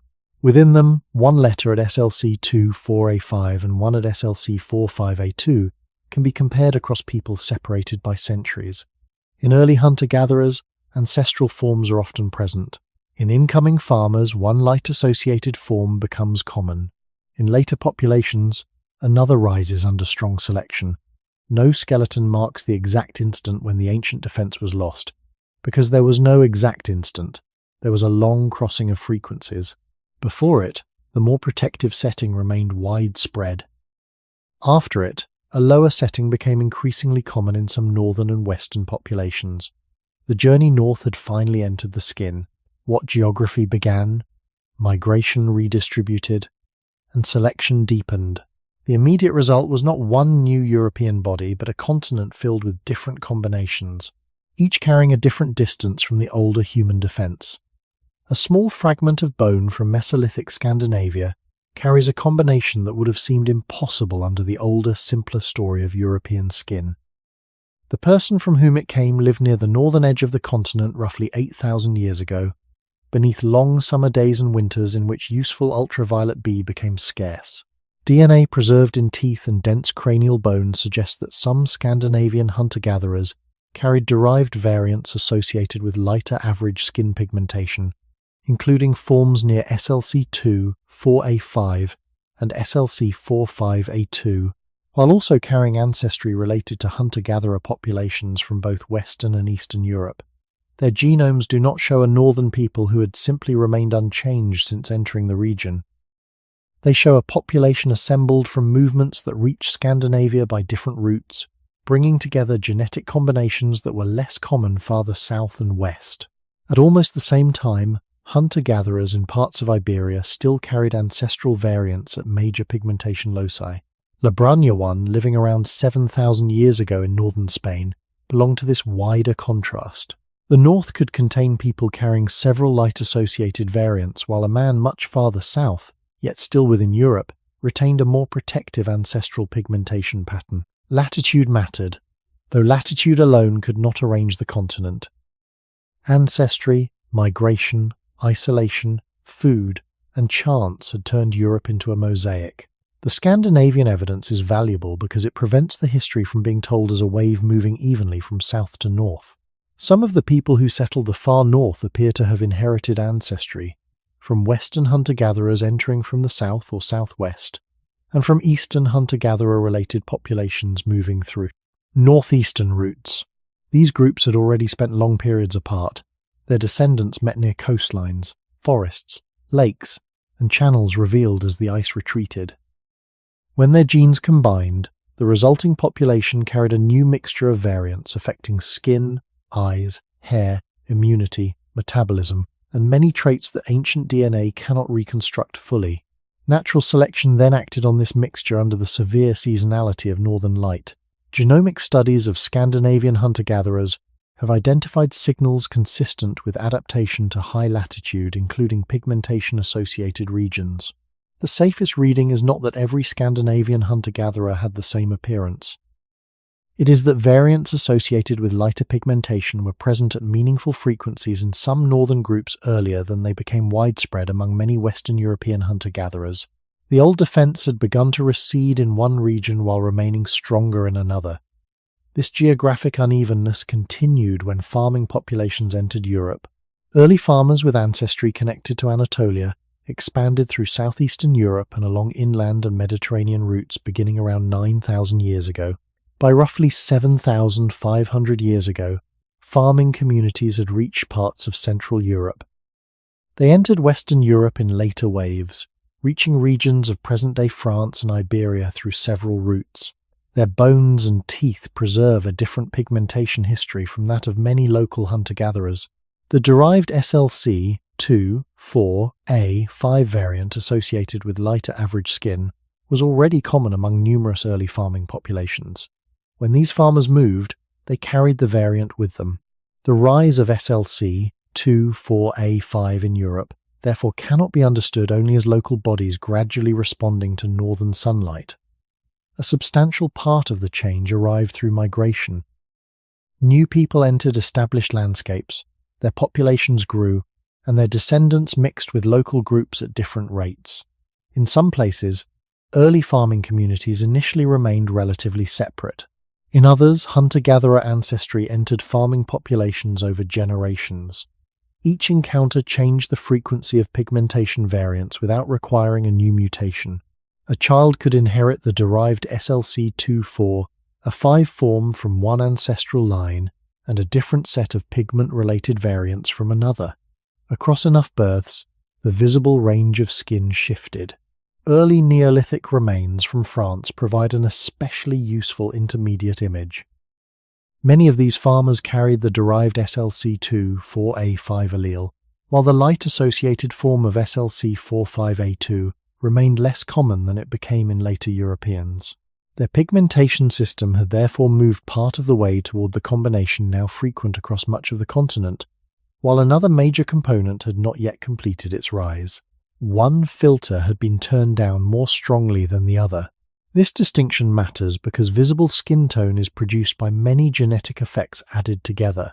A person carrying a light-associated SLC2-4A5 variant could still carry ancestral forms at SLC45A2 and other loci. Another person could carry the reverse combination. Two people living in the same village could differ in baseline pigmentation, tanning response, eye color, and hair pigmentation without belonging to separate biological groups. The ancient DNA record captures these combinations as probabilities rather than complete portraits. It reveals that the transition passed through many intermediate bodies. There was no single early farmer appearance and no single hunter-gatherer appearance. The labels describe ancestry patterns drawn from sampled genomes, not sealed categories that remained unchanged through time. Local hunter-gatherers themselves were diverse. Western hunter-gatherers in Iberia, France, Central Europe, and the British Isles shared some ancestry, yet they were separated across wide distances and did not all carry identical pigmentation alleles. Eastern hunter-gatherers carried ancestry connected to populations farther east and often showed different combinations. Scandinavian hunter-gatherers drew from both broad sources. Communities along the Baltic coast could obtain vitamin D from fish and other aquatic foods, reducing some of the pressure created by weak winter UVB. Inland populations faced different diets. Forest cover, clothing, seasonal movement, and time spent near reflective water or snow altered actual exposure. A pigmentation variant that was advantageous in one northern setting might have a weaker effect in another. Selection worked locally. While people continued to move between localities, the result resembles a woven fabric more than a color gradient. Each thread represents ancestry, each crossing represents mixture, and the sunlight above the fabric changes gradually, while the threads themselves enter from different directions. Agriculture added further complexity because it altered both population movement and nutrition. Cultivated cereals could support larger communities, yet many cereal-based foods supplied little vitamin D. Domestic animals contributed varied nutrients, though the amount depended on which tissues were eaten and how animals were managed. Coastal farmers could still rely partly on marine resources. Inland farmers might receive less vitamin D from food than the hunter-gatherers who had previously occupied the same region. Larger settlements, changing workloads, stored foods, and new clothing traditions may also have changed the amount of skin exposed to sunlight. The evidence cannot recover every behavior, so these factors must remain cautious possibilities rather than a universal explanation. The genetic pattern is clearer. Farming-related ancestry spread the derived SLC24, a 5 allele widely. SLC45A2 rose later and more unevenly, with strong evidence of selection during subsequent millennia. The two processes overlapped. Migration changed which variants were present, while selection changed how successfully some variants continued into later generations. By the later Neolithic and Bronze Age, additional migrations altered the mosaic again. Populations carrying ancestry related to steppe pastoralists expanded into large parts of Europe beginning roughly 5,000 years ago. These movements reshaped ancestry across central, northern, and western regions, although their demographic impact differed from place to place. Pigmentation variants traveled within these populations as part of entire genomes. The high frequencies eventually reached by light-associated SLC45A2 in many European populations were produced across this later history, not during the first northern migration alone. Selection could increase the allele within groups that already carried it, while population growth and movement spread it geographically. By then, Europe had experienced several major transformations since Braña I lived. Hunter-gatherer populations had mixed with farmers. Farmers had mixed with later migrants. Some communities expanded greatly, while others contributed only small portions of ancestry to the future. The changing skin of the continent cannot be separated from those demographic events. The mosaic also extended beyond Europe. Similar pigmentation levels can arise through different genetic routes, and populations at comparable latitudes do not always share the same variants or the same skin tone. East Asian populations, for example, developed lighter average pigmentation through a partly different set of allele frequency changes from those that became prominent in Western Eurasia. Northern indigenous populations with diets historically rich in vitamin D could retain more pigmentation than a simple latitude model would predict. These comparisons are useful only when they clarify the mechanism. They show that evolution does not possess one northern solution. It works with available variation, local food systems, population history, and the strength of ultraviolet pressure. The European transition was one path among several. Within Europe itself, regional differences survived long after major light-associated alleles became widespread. Skin reflectance varies continuously from the Mediterranean northward. Hair and eye pigmentation show their own gradients and local histories. Some variants affecting these traits may have been influenced by natural selection, genetic drift, or sexual selection, though the relative importance of each remains debated for many loci. The ancient genomes prevent easy certainty. Blue eye-associated variants were already present in some darkly pigmented Western hunter-gatherers. Lighter skin alleles appeared in combinations that did not always include lighter hair. The modern tendency to imagine a complete package of northern traits projects a recent association backward into a time when the components were still being assembled. The human body changed trait by trait, gene by gene, population by population.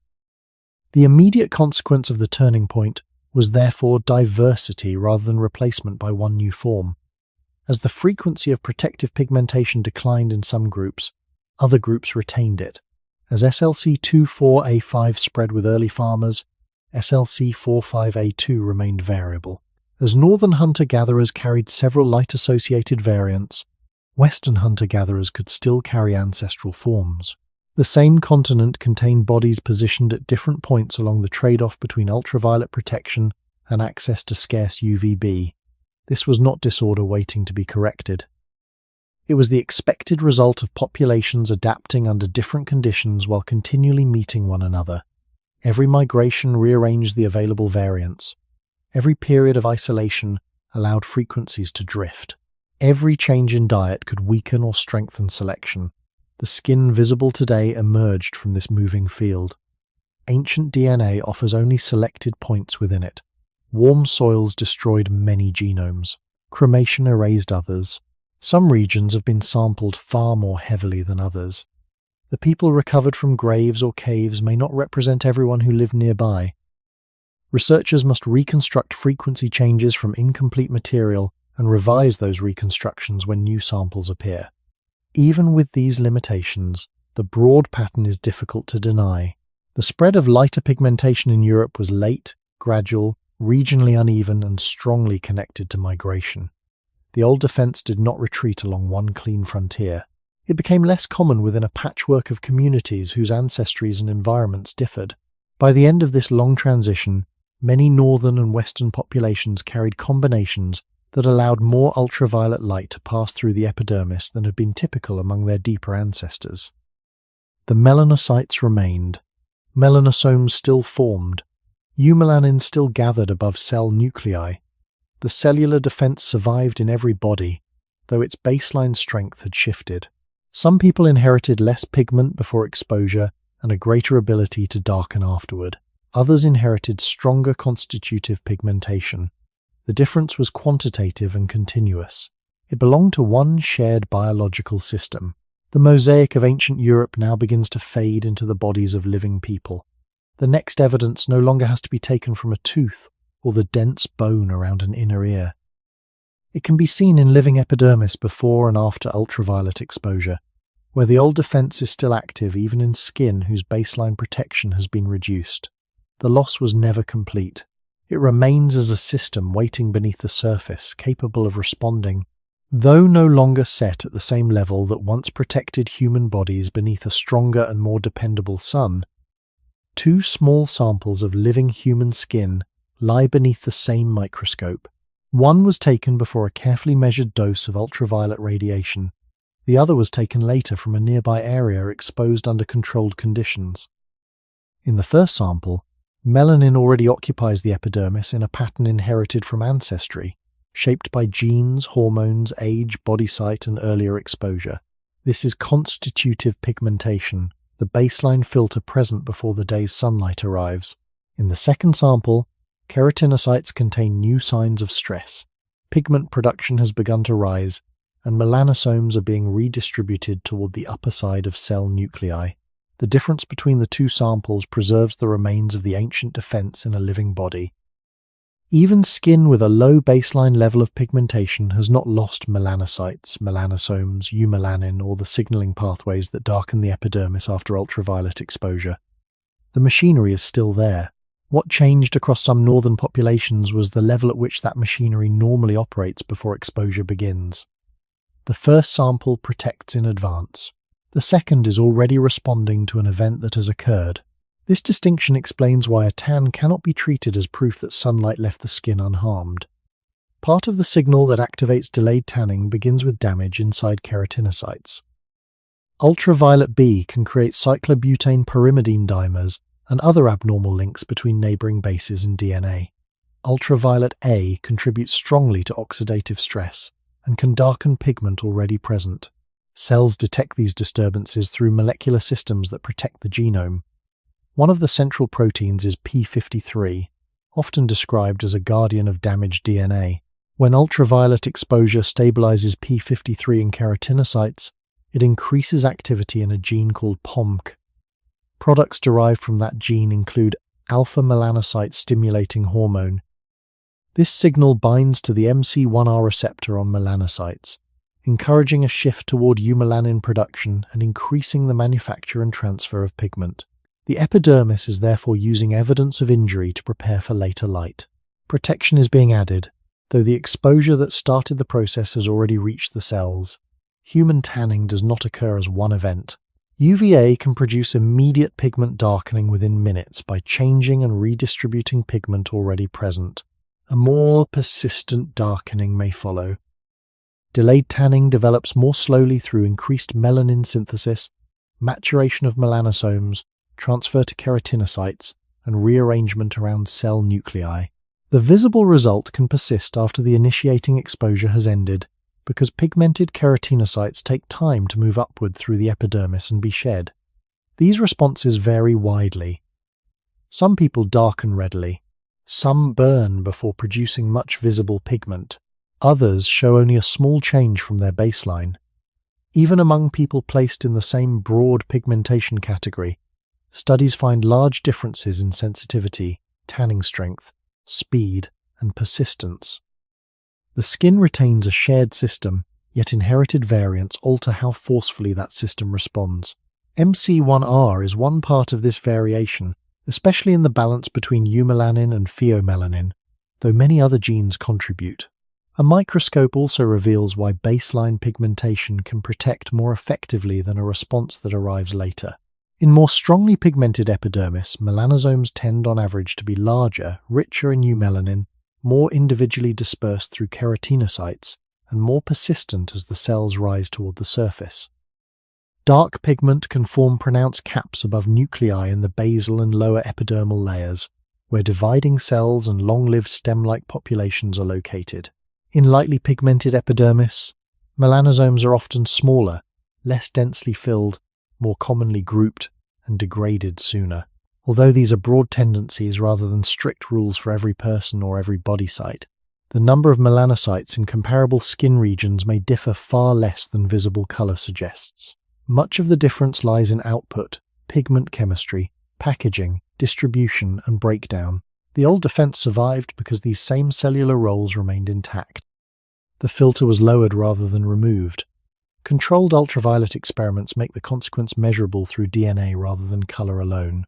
Researchers can stain tissue for cyclobutane pyrimidine dimers after exposure and compare whether damage appears through the depth of the epidermis. Constitutively darker skin generally shows substantially less damage in lower epidermal cells under the same exposure than lightly pigmented skin. Pigment in the upper layers absorbs part of the radiation before it reaches deeper nuclei. Well-positioned supranuclear melanin adds further protection, yet even heavily pigmented skin develops measurable DNA damage. No normal human pigmentation produces complete ultraviolet resistance. The defense changes probability and dose. It does not turn radiation into something harmless. Tanning adds only limited protection, and the kind of exposure matters.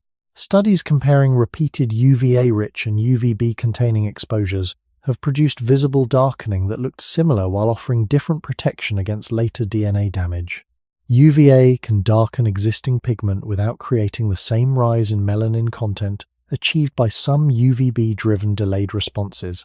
A surface color change therefore does not reveal exactly how much protective eumelanin has been added or how much earlier damage occurred.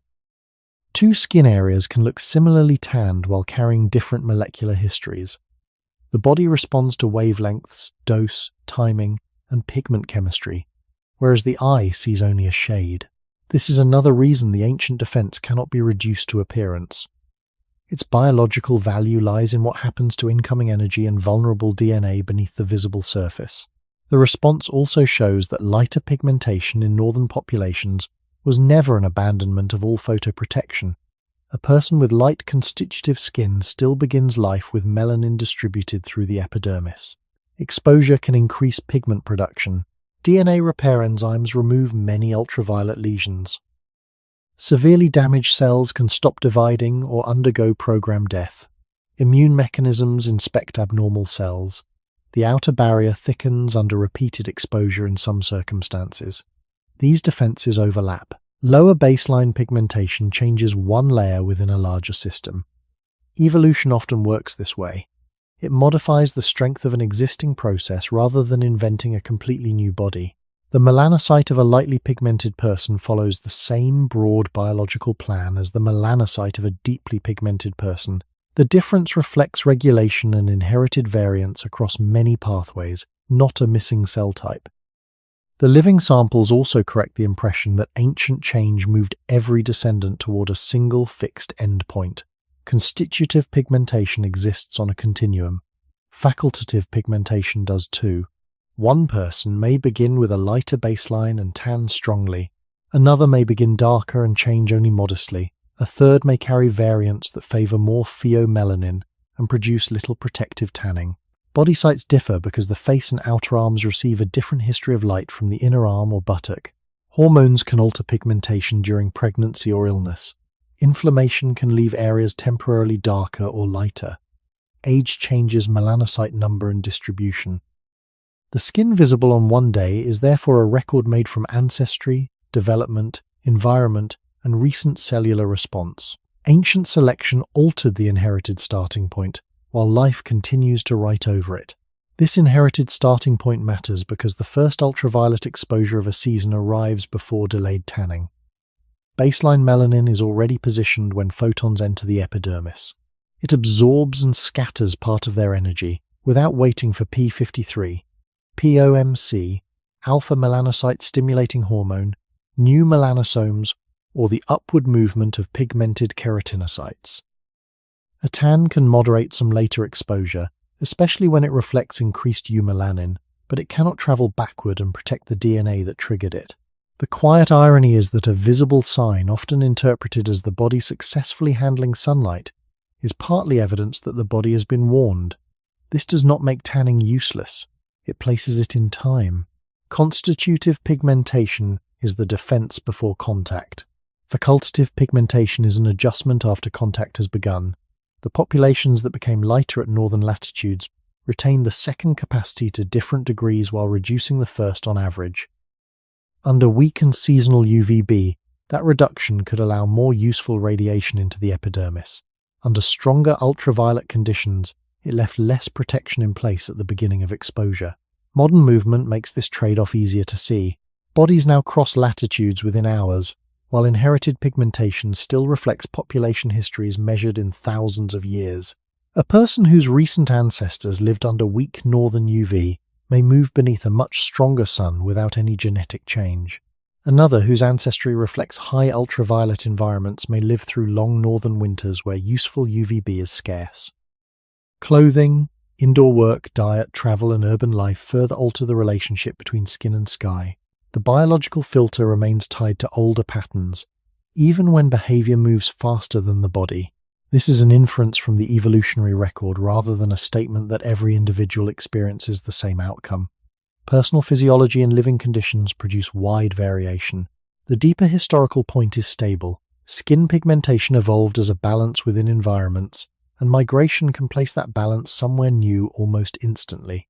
Beneath the microscope, the two samples no longer look like evidence of a defense that disappeared. They show a defense with two settings. One is inherited and present before exposure. The other is responsive and rises after ultraviolet signals pass into the epidermis. Northern evolution reduced the first setting in some populations, allowing more weak UVB to penetrate. It left the cellular apparatus capable of producing pigment, transferring melanosomes, arranging them around nuclei, repairing DNA, and removing cells damaged beyond repair. The loss was therefore partial, uneven, and reversible only within the limited range allowed by an individual genome. A tan can raise protection from a low baseline, though it does not recreate the full constitutive pattern of strongly pigmented skin and does not erase the initiating damage. The ancient system survives in every patch of human epidermis, but its starting strength differs. This is the first clear remnant carried into the present. The defense described by the title is still active when skin darkens after light, still visible when melanin gathers above a nucleus, and still measurable when one tissue sample contains fewer DNA lesions than another. What changed was the amount waiting at the surface before the sky touched it. From this living remnant, the story moves toward the price of the exchange. Letting more UVB through could be useful beneath a weak northern sun. The same opening also allowed more damaging radiation to reach living cells when exposure became stronger. The body gained access by reducing a filter, and the cost of that reduction remains written in the uneven patterns of damage found across modern skin. A thin strip of human epidermis has been stained after exposure to ultraviolet radiation. Under ordinary light, the tissue would reveal little more than its layered structure. Under the laboratory stain, damaged regions appear as colored marks inside cell nuclei. Many of those marks represent cyclobutane pyrimidine dimers, lesions formed when ultraviolet energy causes neighboring bases in DNA to bind together abnormally. They can appear within seconds of exposure. The cell cannot read the affected part of its genetic code normally until repair systems remove the distortion.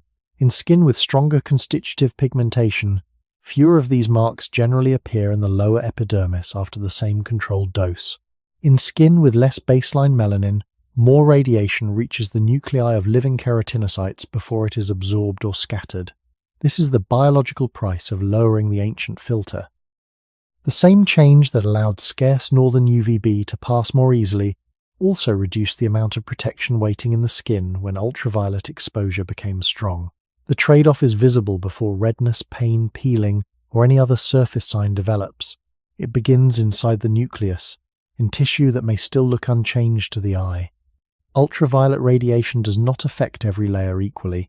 Most UVB, with wavelengths roughly between 280 and 315 nanometers, is absorbed within the epidermis. It can directly damage DNA in keratinocytes, including cells near the basal layer where new epidermal cells are produced. UVA, extending from about 315 to 400 nanometers, penetrates more deeply and contributes strongly to oxidative stress. It can generate reactive molecules that damage membranes, proteins, and genetic material. The division between UVA and UVB is useful, though their biological effects overlap. Both can influence inflammation, immune responses, pigmentation, tissue aging, and the survival of damaged cells.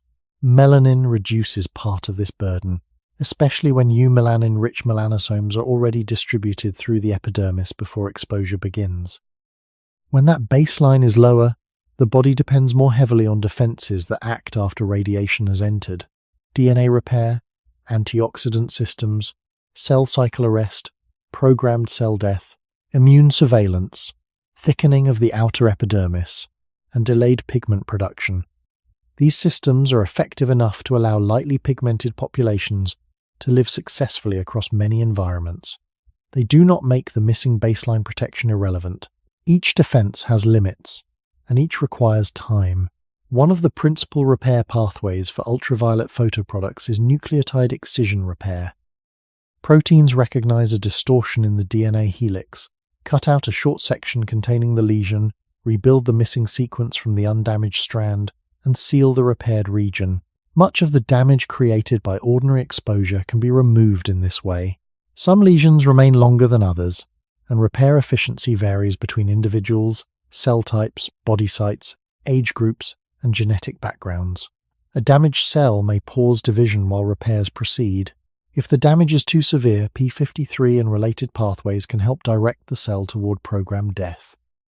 The peeling that follows a strong exposure is partly the visible end of a much smaller cellular decision repeated across the epidermis. Cells whose DNA has been injured are being removed, yet repair is never perfectly complete. A lesion missed before DNA replication can become a permanent mutation in one descendant cell. Most mutations do not produce a dangerous effect. Many occur in regions where they make little difference, and damaged cells are often lost as the epidermis renews itself. Over a lifetime of repeated exposure, however, mutations can accumulate in surviving cell lineages. This cumulative process explains why the protective difference between higher and lower constitutive pigmentation may matter long after the exposure that created the first lesion has been forgotten. The evolutionary trade-off must still be described carefully. Lighter skin did not evolve because damaged DNA was unimportant. It became more common in some populations where allowing additional UVB into the epidermis may have improved vitamin D production under weak or seasonal sunlight. Natural selection weighs consequences through survival and reproduction within a particular environment. It does not preserve every possible protection equally, and it does not prepare a body for every environment its distant descendants may enter. A reduction in baseline melanin could provide an advantage during childhood growth, pregnancy, or skeletal development under northern conditions, while imposing a cost during intense ultraviolet exposure. If the benefit affected reproductive success more strongly than the cost in that historical setting, light-associated variants could still rise. Many harmful effects of ultraviolet exposure also become more common later in life, after much reproduction has already occurred. Selection can therefore favor a trait that improves early life function even when it increases a later vulnerability. This is a general feature of evolution rather than a special weakness of human skin. The modern pattern of skin damage must not be projected backward without considering behavior. Prehistoric people did not experience ultraviolet radiation in the same way as a modern traveler moving suddenly between latitudes. Clothing, shade, seasonal mobility, daily activity, cloud cover, diet, and the amount of exposed skin changed actual dose. A northern population with lighter pigmentation could spend much of winter covered and encounter its strongest ultraviolet exposure during spring and summer, when gradual seasonal exposure might stimulate some tanning and epidermal thickening. A person living near the Mediterranean would encounter a different annual pattern from someone living beside the Baltic. The archaeological record cannot tell us how every individual managed sunlight. It supports the broader conclusion that inherited pigmentation was one part of a larger relationship between bodies and local environments. The cost became especially visible once human movement accelerated beyond the speed of genetic adaptation. Today, a body can leave a northern winter and arrive under tropical ultraviolet radiation within hours. The constitutive pigmentation of that body cannot change during the journey. A delayed tan may develop over later days, though the first exposures arrive before that additional pigment is available. The reverse mismatch also occurs. A person whose ancestry reflects long residence in a high ultraviolet environment can live in a northern city with weak winter, UVB, indoor work, extensive clothing, and food that may or may not supply sufficient vitamin D. These modern situations demonstrate the same principle that shaped ancient skin. Pigmentation is neither universally protective nor universally restrictive. Its effects depend on the environment surrounding it. The inherited filter remains tied to an older geography even when the individual no longer lives there. The stained tissue also reveals that visible skin color cannot measure damage with complete accuracy. Redness is largely produced by changes in blood flow and inflammation. It is easier to see against lightly pigmented skin and may be difficult to judge visually in deeply pigmented skin, even when tissue has been injured. The absence of obvious redness does not mean the absence of DNA lesions. A tan also cannot serve as a precise measure of protection, because immediate pigment darkening and delayed eumelanin production arise through different mechanisms. The cell nucleus records radiation more directly than the surface does. Researchers use molecular stains, sequencing, and other laboratory methods because the eye sees only the final color of a complex biological response. The underlying tissue may contain repaired lesions, surviving mutations, inflammatory signals, pigment redistribution, and cells preparing to die, all within an area that appears calm. The price of reduced pigmentation is therefore not a dramatic event that can always be felt. It is a change in probability repeated at the scale of cells. More photons reach DNA, more repair is required. More opportunities exist for a lesion to escape correction. Over many exposures, the difference becomes measurable across populations, though individual outcomes still vary widely. Strong constitutive pigmentation lowers several ultraviolet-related risks on average, yet it does not eliminate them. Light pigmentation raises sensitivity to some forms of damage on average, yet it does not guarantee disease. Age, total exposure, genetics, immune function, behavior, and chance remain important. The evolutionary story concerns shifts in average vulnerability, exactly as the ancient DNA story concerned shifts in average pigmentation. Neither should be converted into an absolute statement about every human body.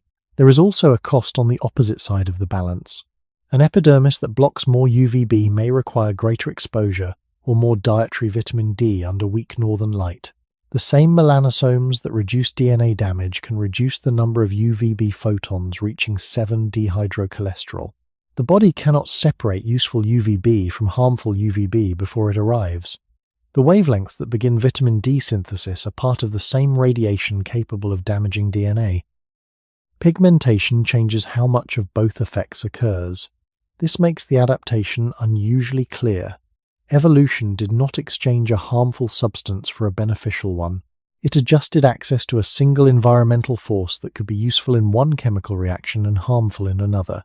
The ancient defense declined because the balance between those effects changed with latitude, season, food, clothing, and population history. It remained a defense because the harmful side of ultraviolet radiation never disappeared. Modern cells still carry that unresolved bargain. A lightly pigmented epidermis can begin vitamin D production efficiently under modest UVB, while accumulating more DNA damage under an equal strong dose. A deeply pigmented epidermis filters strong exposure more effectively, while requiring different exposure conditions to produce the same amount of vitamin D through the skin. These are average physiological tendencies with broad overlap between individuals. They are not ranked stages of human development. Each pattern represents a body shaped within a particular range of light. The mistake comes when one environment is treated as universal. Under a low northern sun, reduced pigmentation could become useful. Under intense ultraviolet radiation, the older filter retains its value. In a world where people move, work indoors, wear modern clothing, alter diets, and live far from ancestral environments, both patterns can encounter conditions unlike those that shape them. By the time the stained epidermal sample is washed and stored, its colored nuclei have preserved only a brief moment after exposure. The deeper history cannot be seen in that slide alone. It lies behind the difference between samples, the migration into weak northern light, the delayed rise of SLC2, 4A5, and SLC4, 5A2, the mixture of hunter-gatherers and farmers, the gradual reduction of constitutive eumelanin, and the continued survival of tanning and DNA repair. The tissue shows the consequence of that history in the present. More light was allowed through. Some of it began a useful reaction. Some of it struck DNA. The body gained access to a scarce resource by accepting a lower first line of protection. That was neither a perfect solution nor an evolutionary mistake. It was a compromise that worked within particular skies, leaving modern skin to carry both the benefit and the cost whenever those skies change. A map built from ancient genomes looks nothing like a map of modern countries. It is covered with small points scattered across caves, river valleys, coastal plains, burial grounds, and old settlements from Western Europe to Central Asia. Each point represents a person whose tooth or dense inner ear bone preserved enough DNA to place that life within a larger pattern. When more than 1,000 such genomes are ordered by age, the old story becomes visible in motion. Hunter-gatherers carrying ancestral pigmentation variants remain common in parts of Western Europe. Farming-related ancestry arrives from Anatolia with a light-associated form of SLC2, 4, a 5 already frequent. Later populations carry higher frequencies of the light-associated SLC 4-5A2 variant. Northern groups show their own mixtures. No single line advances across the map. Different lineages meet, separate, expand and decline, while ultraviolet radiation changes gradually above them.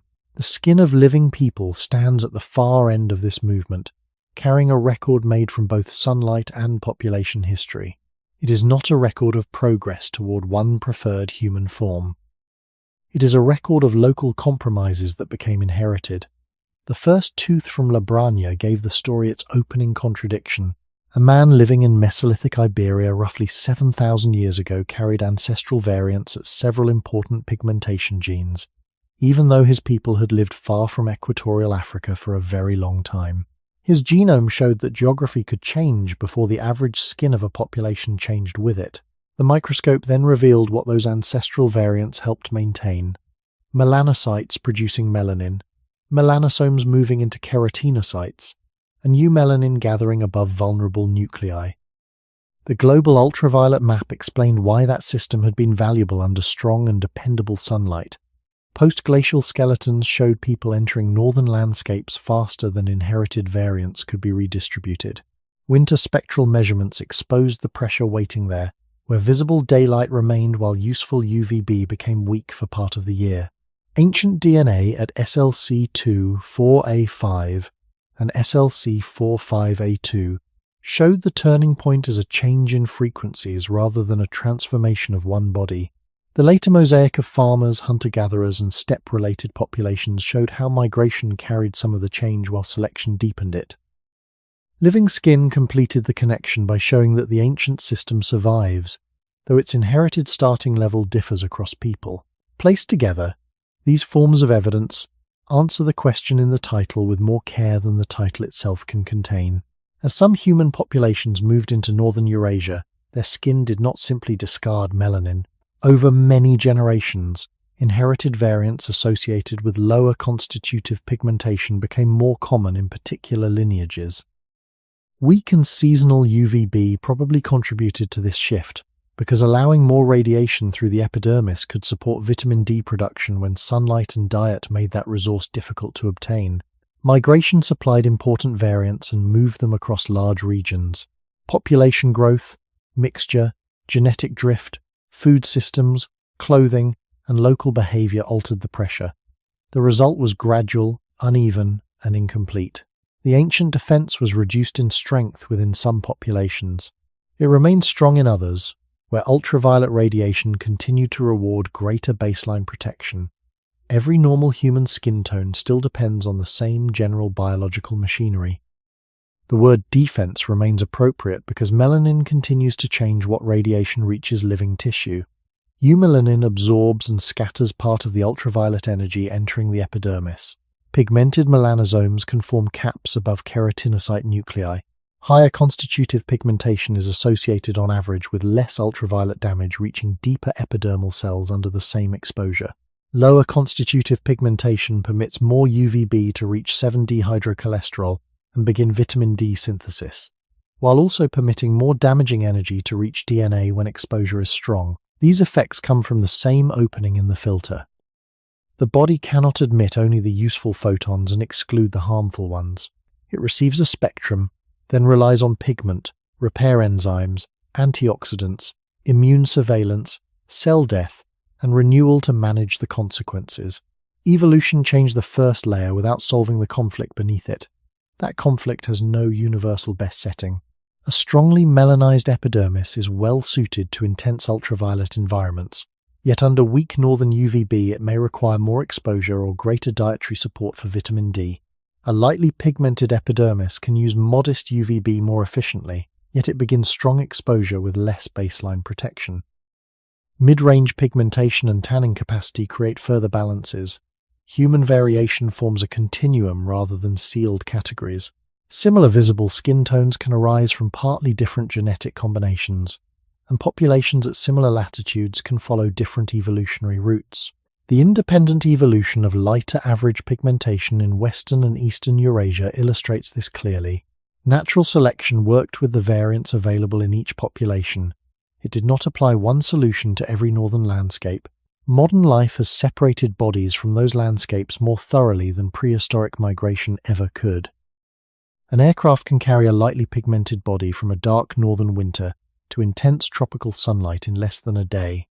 The inherited filter remains unchanged during the journey.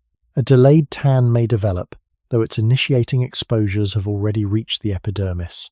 Another person may carry strong constitutive pigmentation into a high-latitude city, spend most daylight hours indoors, cover much of the skin during winter, and obtain vitamin D from a diet unlike that of recent ancestors. Neither situation makes the body defective. Each places an inherited compromise into a new arrangement of light, food, clothing, and behavior. The evolutionary record cannot tell an individual exactly what will happen, because ancestry is only one part of physiology and personal circumstances vary. It can explain why mismatches are possible and why the same trait changes meaning when the environment changes.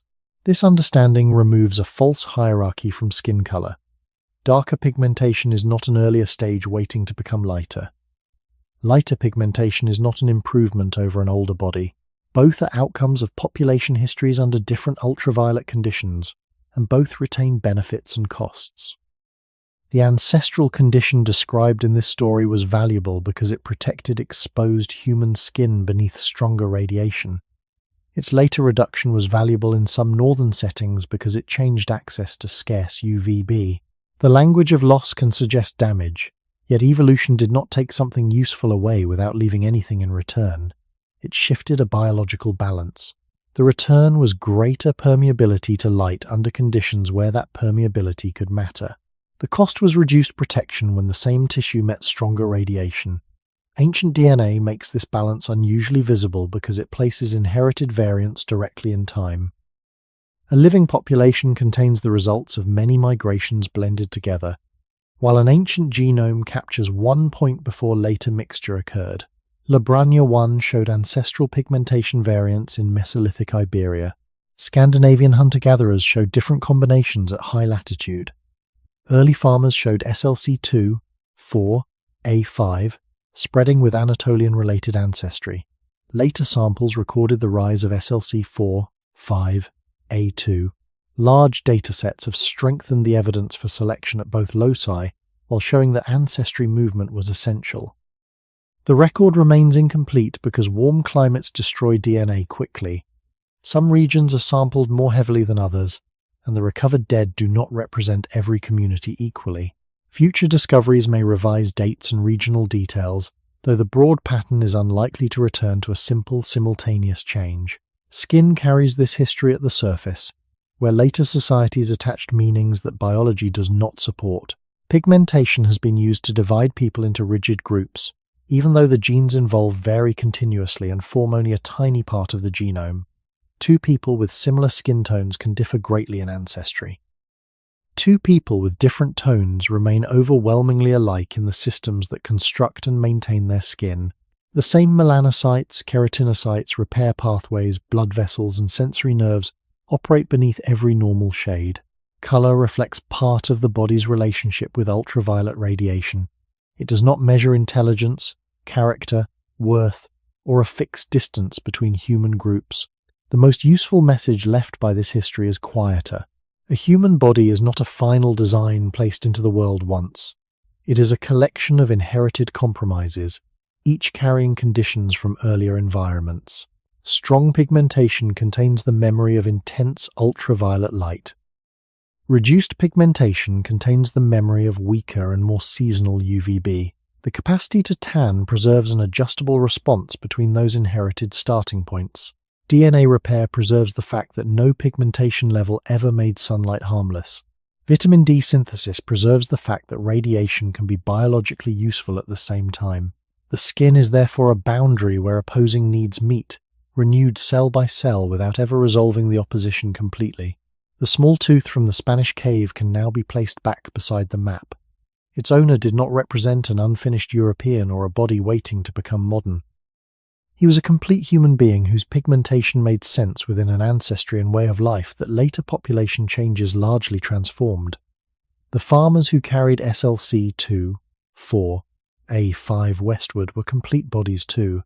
So were the northern hunter-gatherers whose genomes combined eastern and western ancestry, and the later people among whom SLC45A2 became increasingly common. None experienced the transition as a continental change in skin. Each inherited one combination, lived beneath one range of light, ate from one local environment, and passed only part of that history forward. Today, the ancient defense has neither disappeared nor remained untouched. It waits in melanosomes already present before exposure, rises through delayed pigmentation after ultraviolet signals reach the skin, and reveals its reduced baseline wherever more DNA lesions form under the same dose. Its strength differs because past environments rewarded different balances. Those balances now travel through a world where bodies move faster than selection, where indoor life changes sunlight, and where diets can replace or fail to replace what the skin once made. The answer to the original question is therefore a history of movement rather than surrender. Humans move north carrying a filter shaped under stronger light. In some populations, weaker UVB, changing food systems, migration and selection gradually lowered that filter. The old defense became less common in its strongest form, while the machinery beneath it remained shared by everyone. As human bodies continue to move more quickly than evolution ever could, how much of the ancient bargain written into our skin still belongs to the world we live in now?